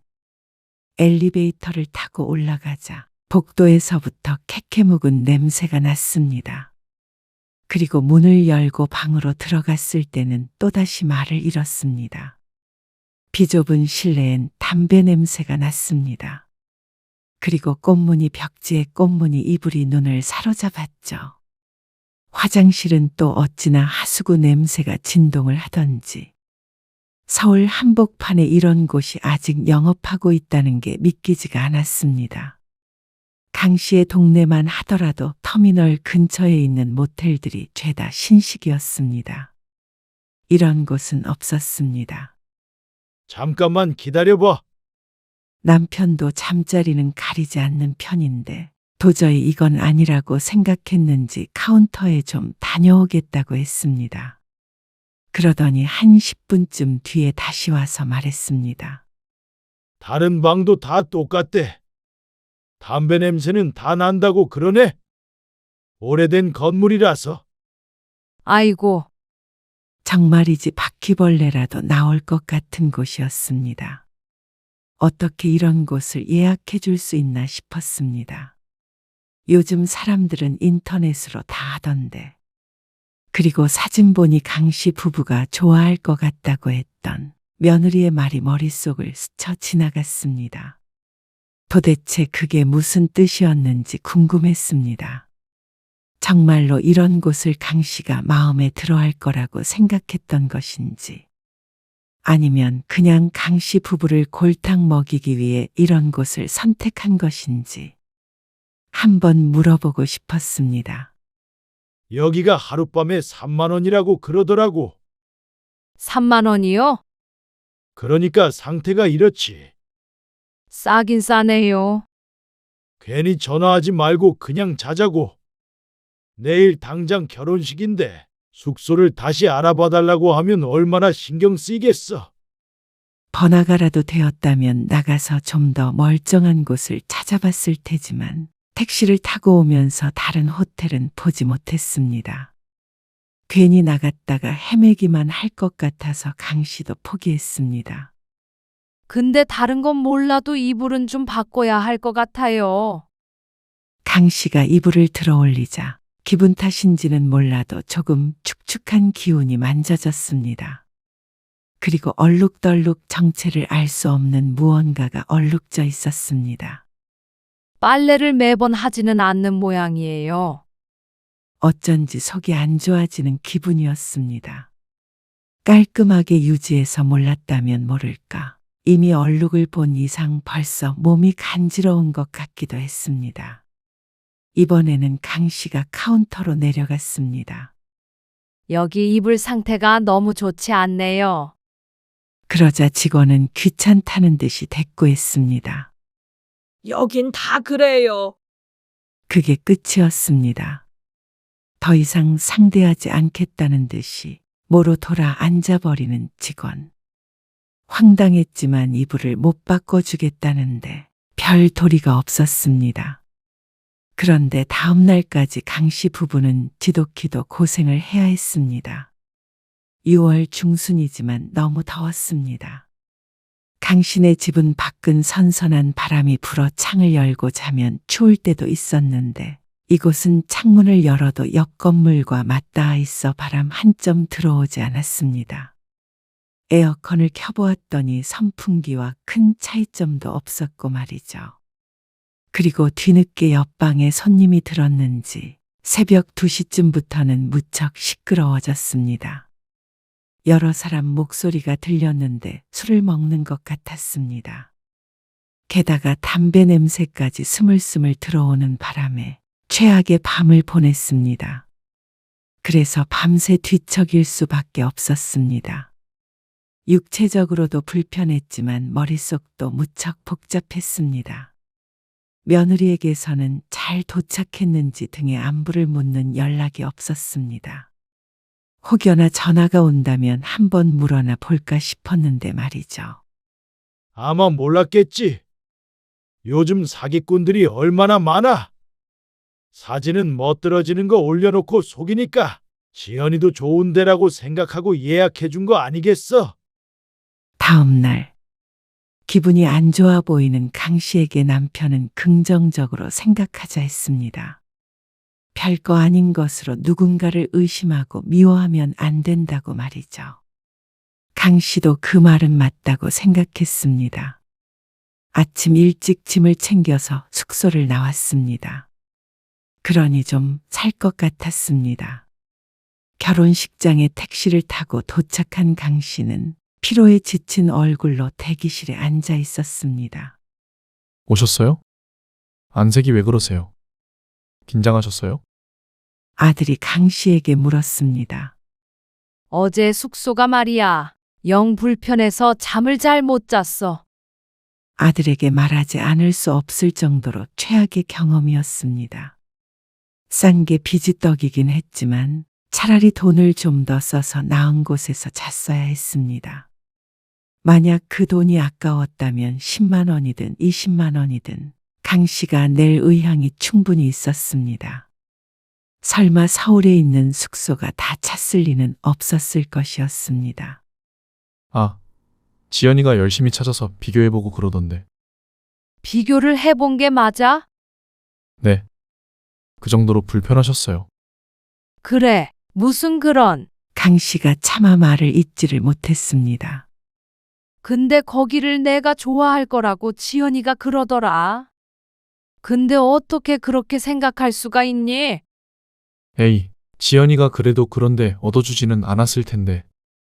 아마 방이 없었나 보죠. 아들이 어깨를 으쓱거리며 말했습니다. 사진이라도 찍어뒀어야 강 씨의 심정을 이해할 텐데 참 답답했습니다. 그때 직원이 강 씨의 아들을 불렀습니다. 그러고는 직원들이 이끄는 대로 옷도 갈아입고 화장도 했습니다. 그런데 뒤이어 도착한 사돈 내외. 밤새 잘 잤는지 얼굴 빛이 아주 좋아 보였습니다. 그러다 문득 든 생각에 강 씨가 안사돈에게 물었습니다. 혹시 어제 어디에 묵으셨어요? 그러자 안사돈이 한박웃음을 지으며 말했습니다. 그리고 그 입을 통해서 나온 호텔 이름에 강 씨의 눈이 커졌습니다. 그런 것에 문외 아닌 강 씨가 듣기에도 많이 귀에 익은 이름이었습니다. 그레이스와는 비교도 안 되는 유명한 곳이었죠. 아, 저기 건너편쯤에 있던. 네. 바로 이 근처예요. 아마 여기 어디서도 보일걸요? 가까워서 너무 좋더라고요. 그래서 늦잠을 잘 뻔했다며 웃는 사돈. 거기를 애들이 예약해 주던가요? 그럼요. 저는 돈 한 푼 안 냈어요. 키워줘서 감사하다면서 좋은 특급 호텔에 하루 묵어보라고 그러진 뭐예요? 하룻밤에 얼마라 그랬지? 아주 살벌한 금액이더라고요. 제가 딸 때문에 호강해봤네요. 사돈은 어디서 묵으셨는데요? 같은 곳이에요? 천진한 표정에 알고 묻는 것인지 아니면 모르고 묻는 것인지 헷갈렸습니다. 강 씨는 한참을 앉아서 사돈의 자랑을 들어야 했습니다. 그리고 들으면 들을수록 무언가 잘못되었다는 걸 깨닫게 되었습니다. 손이 벌벌 떨렸습니다. 아이고, 사돈이 긴장하셨나 보네요. 그러면서 곱게 화장과 머리를 마치고 자리에서 일어나 사라졌습니다. 어이가 없어서 헛웃음만 나왔습니다. 어디서부터 어떻게 따져야 하는지 도무지 알 수가 없었습니다. 결혼식이 어떻게 진행이 됐는지도 머릿속에는 남아있지 않았습니다. 예식은 짧았습니다. 그리고 피로연에서는 아무것도 먹질 못했습니다. 왜 안 드세요? 아까부터 이상하시네. 주변을 돌며 인사를 하던 아들 며느리가 가까이 왔습니다.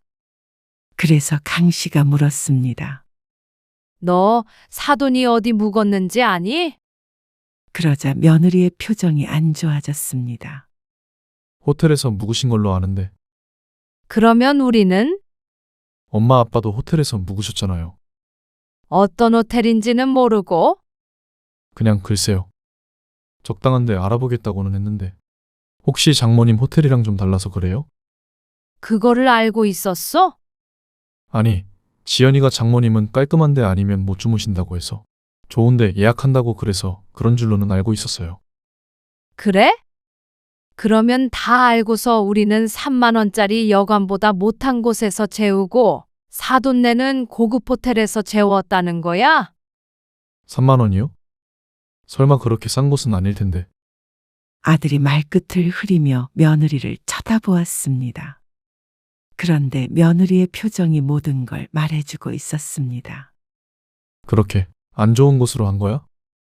그게 아니고 아무데나 상관없다고 그러셔서. 아무리 그래도 어떻게 그런 곳을 호텔이라고 예약을 한 거야? 이건 해도 너무한 거 아니니? 만약 사돈도 비슷한 곳에서 묵었다면 아무리 후진 곳이었어도 이해했을 것이었습니다. 며느리가 참 도를 넘어설 정도로 알뜰한 성격이구나 하고 말이죠. 그런데 그게 아니라 그냥 시부모에게 쓰는 돈이 아까운 것인 줄은 몰랐습니다. 근데 어머님 사는 곳은 거의 그런 분위기 아닌가요? 뭐? 시골집도 그렇고 TV에 보면 다 그렇던데. 총구석에는 호텔도 다 그 모양인 줄 아니? 그리고 우리 집이 그 정도로 엉망이라는 거야. 차라리 마당의 계집에서 자겠다. 강 씨의 집은 오래된 단독주택이지만 결코 간밤에 묵은 숙소와 같은 상태는 아니었습니다. 낡은 것과 지저분한 것은 전혀 다른 것이니 말이죠. 그런데 며느리에게는 거기서 거기인 모양이었습니다. 하지만 그래도 이해할 수는 없었습니다. 강 씨가 움막에 산다고 하더라도 숙소는 제대로 된 곳으로 예약해 주는 게 맞았습니다. 꼭 너희 주제를 알라는 식으로 악의적으로 허름한 숙소를 예약해 준 듯했습니다. 어떻게 처음 결혼하며 이런 말도 안 되는 행동을 할 수 있는지 몰랐습니다. 아니요. 그런 뜻이 아니고요. 저희 엄마가 그 호텔에서 꼭 자고 싶다고 그러셨는데. 그래서 어머님 숙소에서 좀 아끼려다 보니까. 며느리의 변명은 무척 초라했습니다. 어떤 말로도 이해를 구할 수 있는 상황이 아니었습니다.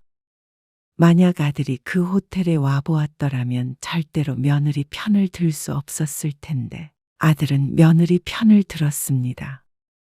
엄마, 그래도 지연이가 신경 써서 예약한 곳이에요. 가격은 좀 차이 날 수는 있어도 너무 서운해하지 마세요. 엄마 어차피 그런 거 별로 신경 안 쓰시잖아요. 워낙 소박하고 알뜰하게 살았으니 아들도 강 씨의 성향을 알았습니다. 그렇지만 소박하다고 거지 같은 취급을 받으란 법은 없었습니다. 강 씨도 하루뿐인 아들의 결혼식에 사돈과 같은 대접을 받을 자격이 있었습니다. 같은 부모니까 말이죠. 며느리에게 이토록 무시를 당할 거라고는 상상조차 하지 못했습니다. 드라마에서나 있을 법한 일이었습니다. 그리고 그걸 무시라고 생각하지 않는 아들이 더 큰 문제였습니다. 며느리가 친정부모를 더 생각한 게 서운할 수는 있어도 이렇게 화를 낼 문제는 아니라는 듯이 굴었습니다. 강 씨는 목구멍으로 넘어가지도 않는 식사를 그만 끝냈습니다. 그건 남편도 마찬가지였습니다. 그래. 너희가 우릴 어떻게 생각하는지 잘 알겠어. 엄마 아빠는 이만 내려가 볼게. 네? 지금이요? 손님들도 다 계신데. 그러면 지금 이 상황에서 밥이 들어가겠니? 어머님, 오해하지 마세요. 어머님은 검소하고 그러신 것 같아서 좀 저렴한 호텔도 괜찮으실 줄 알았어요. 근데 저희 엄마 아빠는 도시 생활만 하셔서 불편해하실 것 같아서 그런 건데 제가 생각이 짧았어요. 생각이 짧은 정도만으로 며느리의 만행을 용서할 수는 없었습니다. 진작에 강씨 부부를 무시하는 태도를 보였는데 설마 하며 넘긴 것이 실수였습니다. 지금 이런 행동을 보이는데 더 나중에는 어떤 취급을 당할지 알 수가 없었습니다. 이미 결혼식은 치렀으니 우리 손은 떠난 것 같긴 하지만 앞으로는 시골에도 오지 말어라. 그렇게 질색하는 더러운 곳에 굳이 찾아올 거 없어. 엄마, 좋은 날 왜 그러세요? 좋기는 저희나 좋지. 우리는 살면서 이렇게 비참했던 날이 없어. 지금 가시면 사람들이 어떻게 생각하겠어요? 그것까지 일일이 생각하면서 상처받아야 하니? 사람들이 욕해요. 과연 간밤에 어떤 일이 있었는지 알면 사람들이 우릴 욕하겠니? 아니면 네 처를 욕하겠니? 그러자 아들 며느리가 입을 다물었습니다. 너희 신혼집 마련해준다고 네 아버지 밭도 팔았어. 근데 괜한 짓을 했나 보다. 아직 잔금 며칠 남았으니 천만다행이지 않니? 네? 그러면 저희 대출금은요? 너희 집이니까 너희가 갚아야지. 신혼집을 구할 때 일부는 아들 며느리가 모은 돈이었고 일부는 사돈이 냈습니다. 그리고 절반은 그래도 아들 가진 부모라 강씨 부부가 마련하기로 했죠. 서울 집값이 워낙 비싸서 강씨가 밭을 팔았는데 그 잔금일이 늦어서 일단 절반은 대출을 받아서 진행했습니다.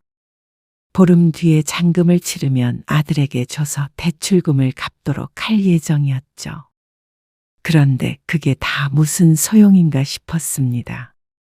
집값을 사돈보다 많이 보태도 더 못한 취급을 받는데 말이죠. 그제서야 며느리의 얼굴이 새파래졌습니다. 핏기가 가신 모습에 속이 후련했습니다. 총구석에 산다고 성질도 없는 줄 아는 모양이었죠. 그런 줄 알고 잘 살아라. 엄마! 어머님, 강씨 부부가 자리를 뜨자 아들 며느리가 황급히 쫓아나왔습니다. 그러는 과정에서 사람들이 힐끔힐끔 쳐다보았습니다. 강씨는 그런 아들 며느리를 뿌리치고 나와버렸습니다. 한복 차림이 눈에 띄었는데 그 차림 그대로 택시를 타고 터미널로 향했죠. 열불이 나서 씩씩거리는데 남편이 손을 꼭 잡았습니다. 남편도 비참한 심정이었을 테죠. 집으로 돌아와서 한복은 상자에 담았습니다. 아들네 집으로 보낼 생각이었습니다.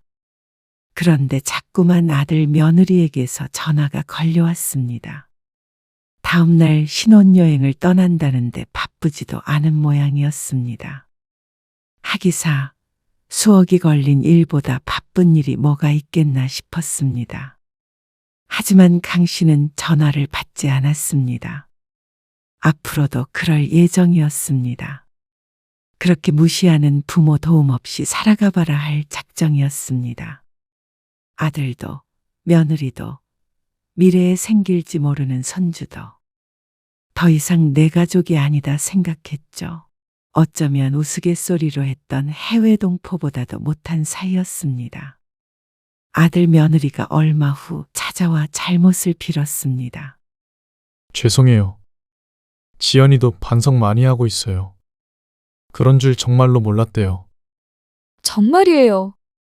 믿어주세요. 하지만 강씨의 남편이 아들 내외를 쫓아내버렸습니다. 그리고 소금까지 뿌리며 말했습니다.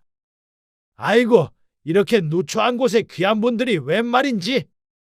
그 좋다던 서울로 돌아가세요. 그러고는 다시는 대문을 열어주지 않았죠.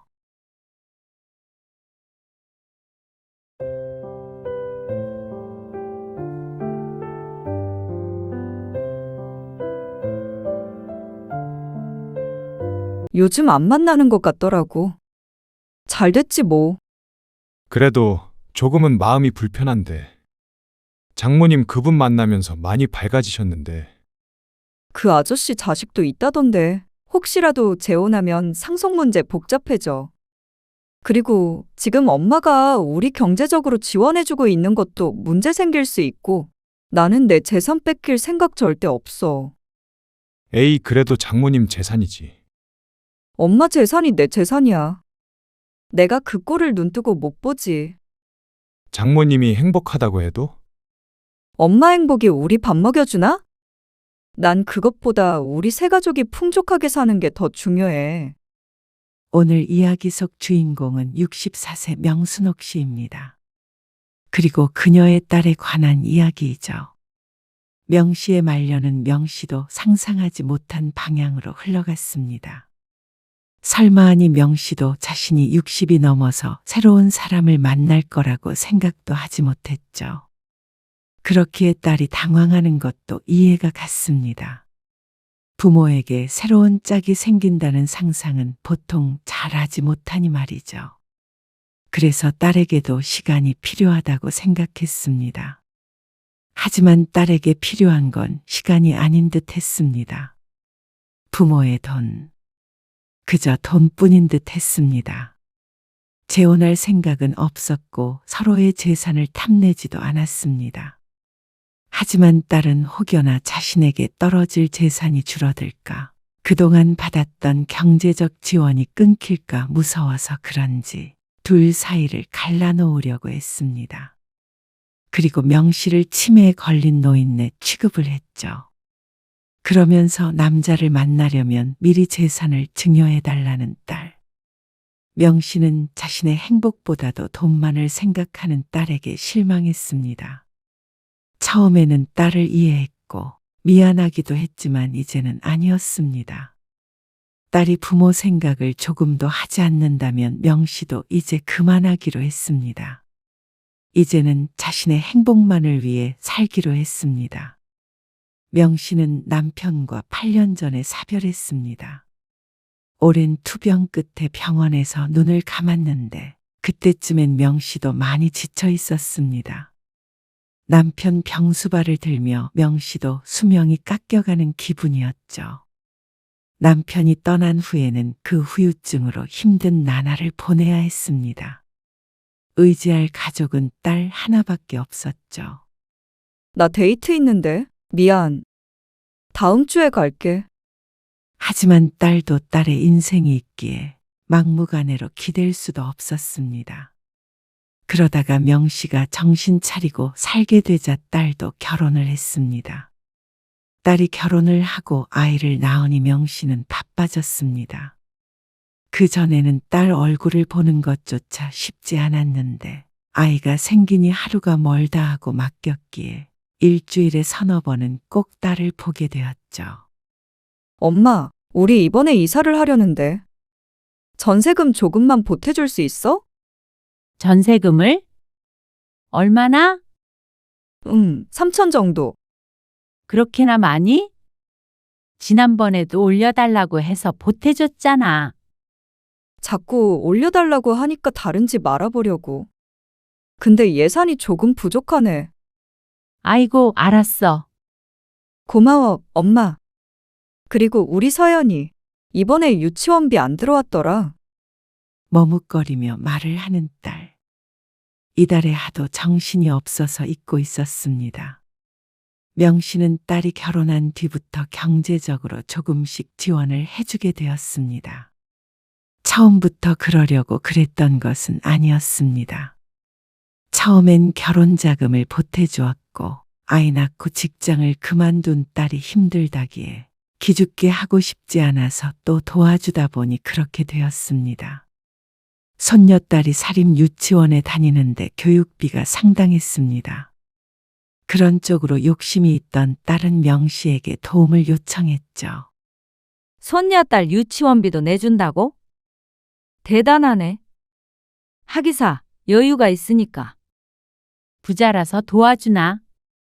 어차피 나 죽으면 다 딸 건데. 미리 도와주는 게 딸 미래에 더 도움이 될 것 같으니까 그렇지. 자식이라고는 딸 하나뿐이라 딸에게 주는 게 아깝진 않았습니다. 자신의 노후에 대한 생각이 들 때는 있었지만 이렇게 조금씩 도와주어서 노후가 잘못될 거라고 생각되진 않았습니다. 자식 말고는 달리 돈을 쓸 데도 없었고 말이죠. 그러다 보니 딸이 자꾸만 명 씨에게 손을 벌리는 것을 당연하게 여길 때도 있었습니다. 처음과는 달리 이제는 고맙다는 말도 제대로 안 할 때가 있었습니다. 그래서 명 씨가 서운한 적도 있었지만 그래도 내 자식이라 명 씨도 당연하게 여겼습니다. 무조건 딸에게 퍼주었죠.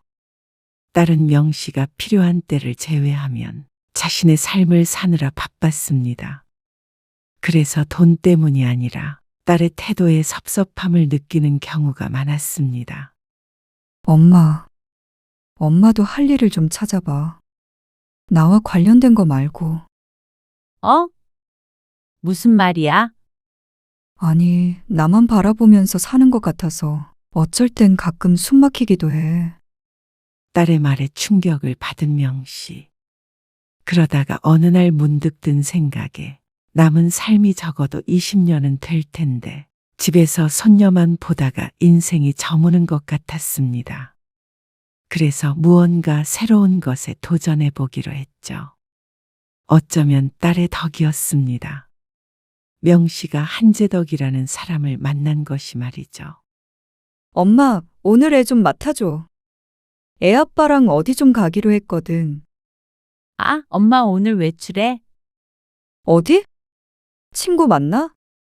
아니, 문화센터 나가기로 했어? 여기 집 앞에 있는 거 있지? 아, 그래? 너도 그랬잖아. 할 일을 좀 찾아보라고. 아, 그랬지. 일단 알았어. 자신이 한 말이 있기에 딸은 명 씨에게 아이를 봐달라고 우기지 못했습니다. 평소 같았으면 다른 일을 제쳐두고 아이를 봐줬겠지만 명 씨도 조금 달라지기로 했죠. 안녕하세요. 명순옥이라고 해요. 안녕하세요. 김선자예요. 안녕하십니까? 저는 한재덕이라고 합니다. 반갑습니다. 명 씨는 지역 문화센터에 다니며 새로운 친구를 사귀게 되었습니다. 그 중에 한재덕이라는 남자도 포함이 되었습니다. 서로 연락처를 교환하고 대화를 나눴다가 나중에는 바깥에서 만나 다 함께 식사를 하기도 했습니다. 어이쿠, 조심하세요. 지난주에 제가 여기에 손가락이 껴서 이것 보세요. 아직도 멍이 들어있죠? 어머나? 정말이네요. 안 그래도 문이 무거워서 불편하고 무섭더라고요. 그러니까요. 제가 문 잡아드릴게요. 지나가면서 한두 번 얘기를 나누었던 남자. 어느 날 문 앞에서 넘어질 뻔한 명 씨를 남자가 붙잡아주며 친해지게 되었습니다. 말문을 트고 나니 그 다음은 자연스러웠습니다. 눈을 마주치게 되면 옆자리에 앉게 되었고 집에 가서도 따로 메시지를 주고 받기도 했습니다. 처음에는 문화센터에서 배운 주제에 관한 이야기를 나누다가 대화는 점점 개인적인 내용으로 바뀌게 되었죠. 제가 요즘에 학원에 다니거든요. 무슨 학원이요? 요리 학원에요. 어머, 정말요? 대단하시다. 대단하긴요. 집에서 한 번 더 해봤는데 도무지 그 맛이 안 나더라고요. 갈비찜을 배우긴 했는데 아, 갈비찜이요? 쉬운 거 같으면서도 어렵죠? 학원에서는 잘 됐는데 이상하네요.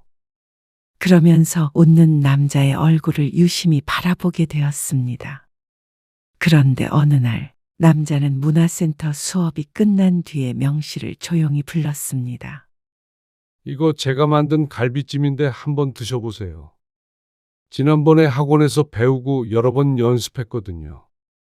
어머, 이걸 제가 받아도 되나? 평가해 줄 사람도 필요하죠. 하지만 남자는 다른 사람들이 아닌 명 씨에게만 종이 가방을 내밀었습니다. 그런 대화를 나눈 것도 명 씨 하나뿐인 듯 했죠. 감사해요. 잘 먹을게요. 저는 어떻게 보답을 해야 할지? 보답이라니요. 부담 가지시라고 드린 건 아니에요. 잘 먹을게요. 저도 다음에 맛있는 거 하게 되면 드려야겠네요. 그럼 제가 더 감사하죠. 지난번에도 말씀드렸지만 대단해요.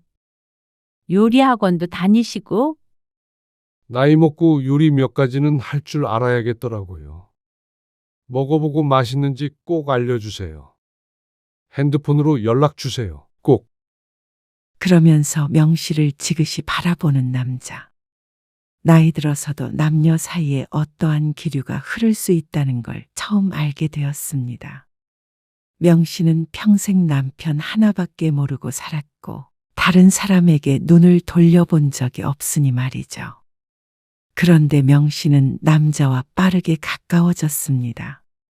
남자도 명씨처럼 오래전에 사별했다는 사실을 알게 된 뒤로 말이죠.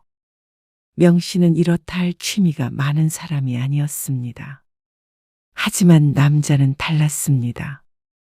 문화센터에 다니긴 했지만 그 시간을 제외하고는 운동, 요리, 독서 등 다양한 취미를 가지고 있었습니다. 그래서 명씨도 남자를 따라서 다방면으로 견문을 넓히게 되었죠. 그러던 어느 날이었습니다. 엄마, 어디야? 엄마 지금 밖인데?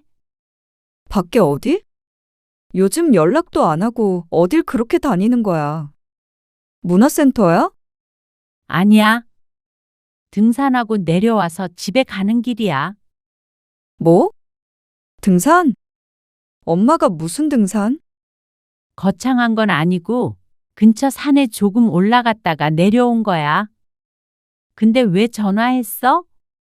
아니, 서연이랑 같이 나왔다가 엄마 집에 좀 들를까 하고 왔는데 아무도 없어서. 뭐? 집에 왔다는 말이야?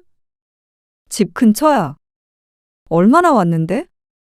통화를 하다가 걸음을 멈추니 멀리서 딸의 모습이 보였습니다.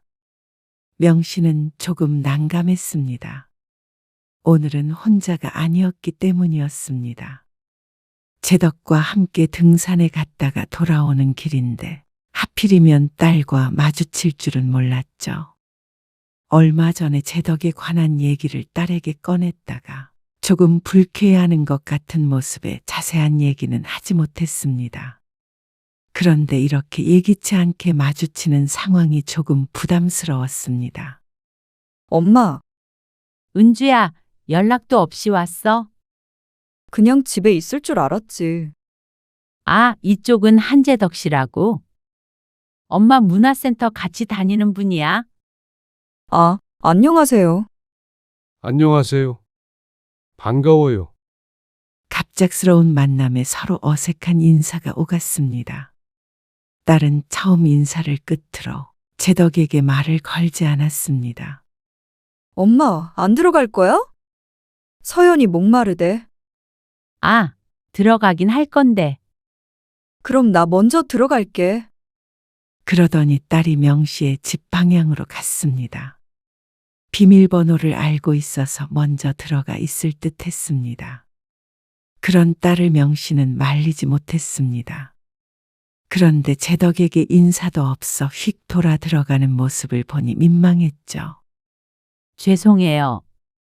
제가 저런 애가 아닌데. 아니에요. 갑자기 만나서 당황스러웠겠죠. 어떡하죠? 딸이 갑자기 와서 오늘은 이만 헤어져야 할 것 같아요. 집 근처 커피숍에서 대화나 나눌까 해서 함께 온 것이었는데 계획이 틀어졌습니다. 그렇다고 딸을 집에 두고 제덕과 시간을 보낼 수도 없고 함께 집으로 갈 수도 없고 말이죠. 괜찮아요. 커피는 다음에 마시면 되죠. 얼른 들어가 보세요. 기다릴 텐데. 그렇게 제덕과 인사를 하고 나서 들어가니 딸의 날카로운 음성이 들려왔습니다. 엄마, 그게 뭐야? 응? 뭐가? 왜 그 아저씨랑 동네에서 그렇게 돌아다니냐고. 그 사람도 이 동네 살아. 그랬으니 같은 동네 문화센터에서 만난 것인데 딸은 꼭 명씨가 불륜이라도 저지르고 있는 것처럼 말했습니다. 엄마는 창피하지도 않아? 창피하긴 뭐가 창피해? 그냥 같이 걸어간 것 뿐인데. 나는 누가 볼까봐 무섭던데. 정말 강심장이다. 엄마가 뭘 했다고 그러는 거야? 보기 안 좋잖아. 주책 맞게 남자랑 그러고 다니면 동네에서 뭐라고 하겠어?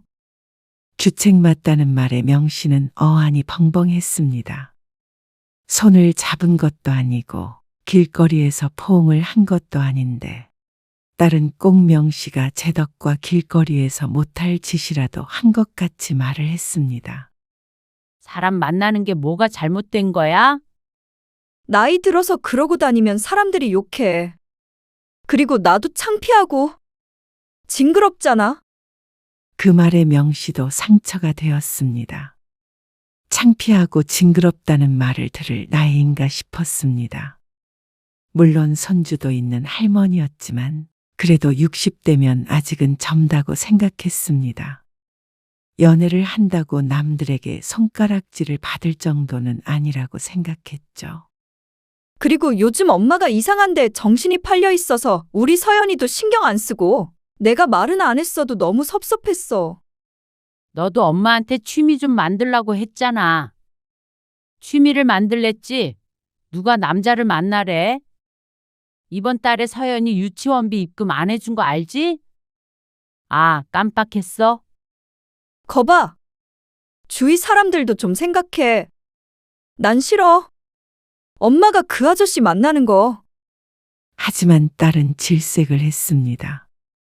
다른 사람들이 그렇게 말하는 것은 콧방귀를 낄 수 있지만 딸이 그런 말을 하니까 조금 충격적이었습니다. 딸은 당연히 명 씨를 지지해 줄 줄 알았습니다. 남편을 보내고 많이 힘들어 하던 걸 알기에 그리고 명 씨의 외로움을 누구보다도 잘 알기에 딸은 명 씨의 마음을 이해해 줄 거라고 생각했습니다. 하지만 남들은 다 응원하는 명 씨의 연애를 딸만 홀로 반대하고 있었죠. 하지만 그럴 수 있다고 생각했습니다. 딸 입장에서는 충분히 당황스러울 수 있었습니다. 갑자기 엄마가 낯선 사람과 데이트를 한다고 하면 이상할 수도 있었죠. 그래서 딸의 반응이 서운하긴 했어도 딸을 탓할 생각을 하지는 못했습니다. 시간이 필요하다고 생각했습니다. 딸도 제덕을 몇 번 더 만나보고 또 시간이 흐른 뒤에도 명 씨가 제덕을 잘 만난다면 서서히 적응해 갈 거라고 생각했죠. 하지만 딸은 그럴 의지가 전혀 없어 보였습니다. 지난번에 은주가 우리 유정이 만났다고 하더라고. 오랜만에 명 씨는 친정 식구와 통화를 하게 되었습니다. 명 씨의 언니는 딸이 둘 있었는데 명 씨의 딸과 나이가 비슷해서 어렸을 적부터 가까이 지냈습니다.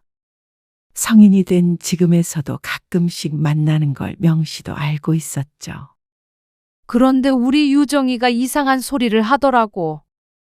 무슨 말? 아니, 순옥이 네가 무슨 치매에 걸렸다나 뭐라나. 괜찮은 거 맞지? 걱정스러운 언니의 말을 들으며 명 씨는 황당한 마음을 감추지 못했습니다. 뜬금없이 무슨 치매란 말인지 몰랐죠. 내가 치매에 걸렸다고? 그게 무슨 말이야? 은주가 그랬대. 자기 엄마 치매에 걸린 것 같다고. 뭐? 아니, 정신이 오락가락해서 이상한 남자를 만나고 다닌다나 뭐라나. 명 씨의 얼굴이 뜨끈해졌습니다. 어떻게 그런 말을 할 수 있는지. 그것도 자신의 엄마에 관해서 말이죠. 정말로 우리 은주가 그렇게 말했다고? 그렇다니까. 근데 우리 유정이한테만 그렇게 말한 게 아닌가 보더라고. 은주가 그럴 리가? 정말이라니까. 좋은 사람 생긴 거면 은주랑도 얘기를 잘 해봐. 딸 입장에서는 또 싫을 수도 있지. 그 말에 명 씨는 서둘러 전화를 끊었습니다. 도대체가 사람들에게 딸이 무슨 말을 하고 다니는지 몰랐습니다. 아무리 싫어도 그렇지 치매에 걸렸다는 험담을 하고 다니나 싶어서 가슴이 철렁했죠. 그러던 어느 날이었습니다. 엄마 생일에 우리 집에서 밥 먹자. 사실 제 덕이 생일에 같이 식사를 하자고 한참이었습니다. 하지만 딸이 오랜만에 다 같이 밥을 먹자고 제안하니 거절하기가 참 그랬습니다. 또 서운하다고 할까봐 제 덕에게 말해서 약속을 하루 미뤘습니다. 지난해도 그렇고 그 전 해에도 명 씨는 혼자 생일을 보냈기에 이번에 딸이 만나자고 할 줄은 몰랐습니다.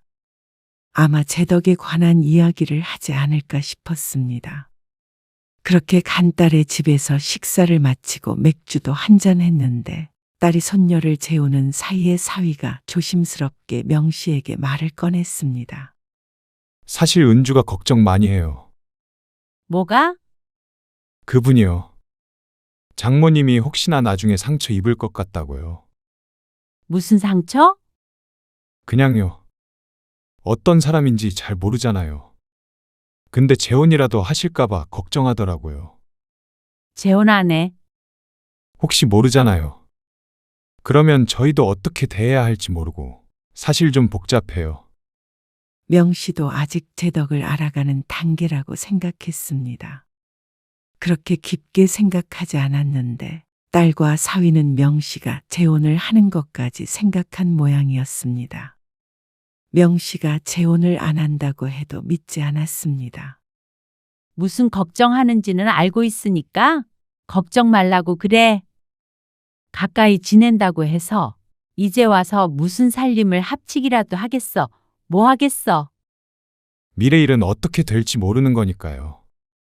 명 씨는 사위의 말에 생각이 복잡해졌습니다. 사위까지 이렇게 말할 정도면 명 씨가 제 덕을 만나는 일이 딸에게는 무척 큰일인 듯 했습니다. 당장이라도 새아버지가 생길 듯이 말이죠.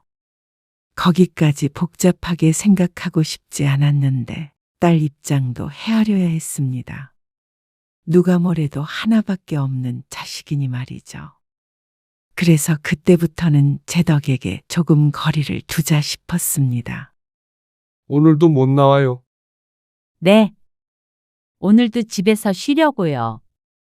자꾸만 결석하니까 사람들도 걱정 많이 해요. 아, 다음 주에 갈게요. 걱정되니까 연락 주세요. 네. 알겠어요. 문화센터에 안 나간 지도 꽤 되었습니다. 그러니까 제 덕에게서 전화가 왔습니다. 명 씨는 머릿속 생각이 정리가 안 되니 자꾸만 제 덕을 피하게 되었습니다. 죄책감이 들기도 했지만 그보다도 딸의 마음을 헤아리는 게 먼저라고 생각했습니다. 명 씨가 거리를 두니까 제 덕도 그런 명 씨의 마음을 눈치챈 것 같았습니다. 그 다음 주에도 문화센터에 나가지 않으니 전화가 왔습니다. 순옥 씨, 무슨 일 있으신 건 아니죠? 사실 저희 딸이 제 걱정을 많이 해요. 언제까지 피할 수만은 없기에 명 씨는 사실을 털어놓기로 했습니다. 제 덕에게도 못할 짓이라고 생각했기에 끊어내려면 제대로 말을 하는 게 맞았습니다. 지금은 누군가를 만날 때가 아닌 것 같아요. 순옥 씨가 무슨 말 하는지 충분히 알겠어요. 그런데 자식이 어리다면 모르겠지만 이제 자식보다도 우리를 먼저 생각해야 할 때라고 생각해요. 딸도 결혼해서 아이도 있죠. 그러면 이제 놓아주고 각자 인생을 살아야 하지 않을까요? 강요하지는 않을게요. 하지만 우리 나이쯤 되면 조금은 이기적으로 살아도 된다고 생각해요. 기다릴 테니까 언제든지 연락 주세요. 제 덕은 명 씨의 거절에도 점잖게 대꾸했습니다. 명 씨와 제 덕은 서로 시간을 갖기로 했습니다. 그러면서 명 씨는 조금씩 기운을 잃어갔습니다. 그러다가 딸이 손녀를 데리고 집으로 찾아왔습니다. 엄마, 요즘에는 그 아저씨 안 만나나 봐? 그냥 뭐? 왜? 아니, 그냥 한번 물어봤어. 은근슬에 물어봤던 딸은 왠지 기분이 좋아 보였습니다. 그래서 그런지 그전보다도 명 씨의 집에 자주 찾아왔습니다. 근데 그 아저씨는 자식 있대? 하나 있는데 미국에 있대. 그래? 집이 좀 사나? 글쎄, 그런 것까지는 모르겠네. 만나지 않기로 결심하자 관심을 갖는 딸이 조금은 야속했습니다. 하지만 딸의 관심은 거기까지였습니다. 그렇다고 명 씨의 연애를 지지해 줄 생각은 없어 보였습니다. 그러던 어느 날, 명 씨는 우연히 딸이 사위와 하는 얘기를 듣게 되었습니다. 요즘 안 만나는 것 같더라고. 잘 됐지 뭐. 그래도 조금은 마음이 불편한데. 장모님 그분 만나면서 많이 밝아지셨는데 그렇다고 엄마가 재혼하는 걸 그냥 두고 봐? 재혼 안 하신다고 하셨잖아. 혹시 또 모르는 거잖아. 갑자기 결혼한다고 할 수도 있지. 그러니까 사이가 깊어지기 전에 갈라놓는 게 맞아. 요즘 좀 우울해 하시는 것 같기도 해. 금방 괜찮아져. 당신은 꼭 나만 나쁜 사람처럼 그렇게 말한다? 그런 게 아니라 좀 안쓰러워서 그렇지. 엄마 안쓰럽다고 그냥 두고 보면 나중에 우리만 피해봐. 우리가 그래. 솔직히 말해서 엄마가 연애하면서 우리한테 소홀해진 거는 맞잖아. 서연이 유치원비도 자꾸 까먹고. 그리고 그 아저씨 자식도 있다던데 혹시라도 재혼하면 상속 문제 복잡해져. 나는 내 재산 뺏길 생각 절대 없어. 장모님 재산이지. 엄마 재산이 내 재산이야. 내가 그 꼴을 눈뜨고 못 보지. 장모님이 행복하다고 해도 엄마 행복이 우리 밥 먹여주나? 난 그것보다 우리 세 가족이 풍족하게 사는 게 더 중요해. 당신도 이 집 전세금 엄마가 여러 번 보태준 거 알잖아. 앞으로 엄마 경제적 지원 없이 살 수 있어? 난 솔직히 엄마가 누구 만나든 신경 안 쓰는데 제일 무서운 게 그거야. 그러니까 반대할 수밖에 없는 거고. 딸의 말에 사위는 씁쓸한 표정을 지으면서도 달리 반박하지 않았습니다. 명 씨가 경제적으로 지원을 해오고 있었던 것이 사실이니 말이죠. 명 씨는 두 사람의 대화를 듣고 큰 충격을 받았습니다. 제 덕을 탐탁지 않게 생각했던 이유가 다른 무엇도 아니고 돈 때문이라는 게 놀라웠습니다. 그러고 보니 명 씨가 제 덕을 만나고 난 뒤로 자꾸만 유치원비를 재촉하는 연락이 늘었었습니다. 명 씨가 자주 까먹은 것은 맞지만 그것에 위기감을 느끼고 있을 줄은 몰랐습니다. 명 씨는 다음 날 아침에 집으로 돌아와 생각에 잠겼습니다. 엄마의 행복보다도 자신의 경제적 여유가 중요하다는 딸. 그런 딸을 위해서 제 덕과 멀어졌던 자신. 어쩐지 조금 허탈하다는 생각이 들었습니다. 자신은 도대체 무얼 위해 살아왔나 싶었습니다. 그동안 명 씨는 자식에게 주는 걸 아까워 한 적이 없었습니다. 능력이 닿는 한 도와주는 게 당연하다고 생각했죠. 그런데 돈 때문에 자식에게 치매에 걸렸다는 말을 듣기도 했습니다. 전부 돈 때문이었습니다. 돈이 아니라면 누구를 만나든 상관이 없다는 딸. 지난번에 명 씨에게 징그럽다거나 주책이라고 했던 것은 명 씨가 충격이라도 받아서 헤어지길 바란 마음이었을지도 몰랐습니다. 딸을 위해서 새로운 인연을 만나는 일은 하지 말아야겠다고 결심했는데 아마 잘못된 생각일지도 몰랐습니다. 제 덕의 말처럼 이제는 자식이 아닌 자신을 생각하며 살아야 할 때인지도 몰랐습니다.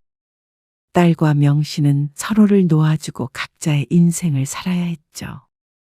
은주야, 엄마가 생각을 해봤는데 말이야. 어? 무슨 생각? 이제 서연이 유치원비는 너희가 냈으면 해. 뭐라고? 명 씨의 말에 딸이 화들짝 놀라며 대꾸했습니다. 갑자기 그게 무슨 말이야? 당황스럽네. 언제까지 내줄 수는 없는 거잖아. 너희 능력 안에서 유치원 보내? 아니, 다니던 유치원을 그만두라고? 거봐. 엄마가 지원해주지 않으면 못 보내는 유치원이면 안 보내는 게 맞지? 엄마, 너무한 거 아니야? 그리고 너희 결혼할 때 지원해줬던 거랑 전세금 보태준 거. 그게 엄마가 물려준 유산이라고 생각해. 앞으로 엄마가 가진 건 엄마가 다 쓰고 죽을 거야. 극단적인 명씨의 말에 딸의 눈이 커졌습니다. 엄마, 설마 지금 그 아저씨 때문에 그런 거야? 왜? 그 아저씨가 그렇게 하래? 딸한테 돈 주지 말래? 자기한테 주기라도 하래? 그런 거 아니야. 그런 거 아니면 어떻게 갑자기 이래? 엄마도 이제 엄마 인생 찾으려고 해. 아빠 돌아가시고 엄마한텐 너밖에 없었는데 엄마도 너도 서로한테서 독립할 때가 된 것 같다. 독립이 아니라 엄마가 남자의 정신이 팔려서 딸을 버리려는 거겠지. 엄마 재혼 안 해. 그 사람도 계속 만날지 안 만날지도 몰라. 설령 누군가 만나더라도 살림을 합칠 일 없고. 그런데 그렇다고 해서 엄마 재산이 다 네 거는 아니야. 말년에 초라하지 않게 살 거고. 그래도 남으면 자식은 너뿐이니까 너한테 가겠지. 그렇지만 너에게 남겨주기 위해서 아낀다거나 하지도 않을 거야. 그러니까 더 이상 나한테 경제적인 지원은 없다는 말이잖아. 그래. 맞아. 그 사람이랑은 상관없어. 너무한 거 아니야? 하나밖에 없는 자식인데. 우리가 불행하게 살았으면 좋겠어? 너도 엄마의 행복보다는 너희가 풍족하게 사는 게 우선이라고 했잖아. 엄마도 자식보다 엄마 스스로를 위하며 살겠다는데 그게 뭐가 문제야? 엄마 너무 변했네. 딸이 명씨를 노려보았습니다. 배신이라도 당한 표정이었습니다. 명씨는 어쩐지 후련한 기분이 들었습니다.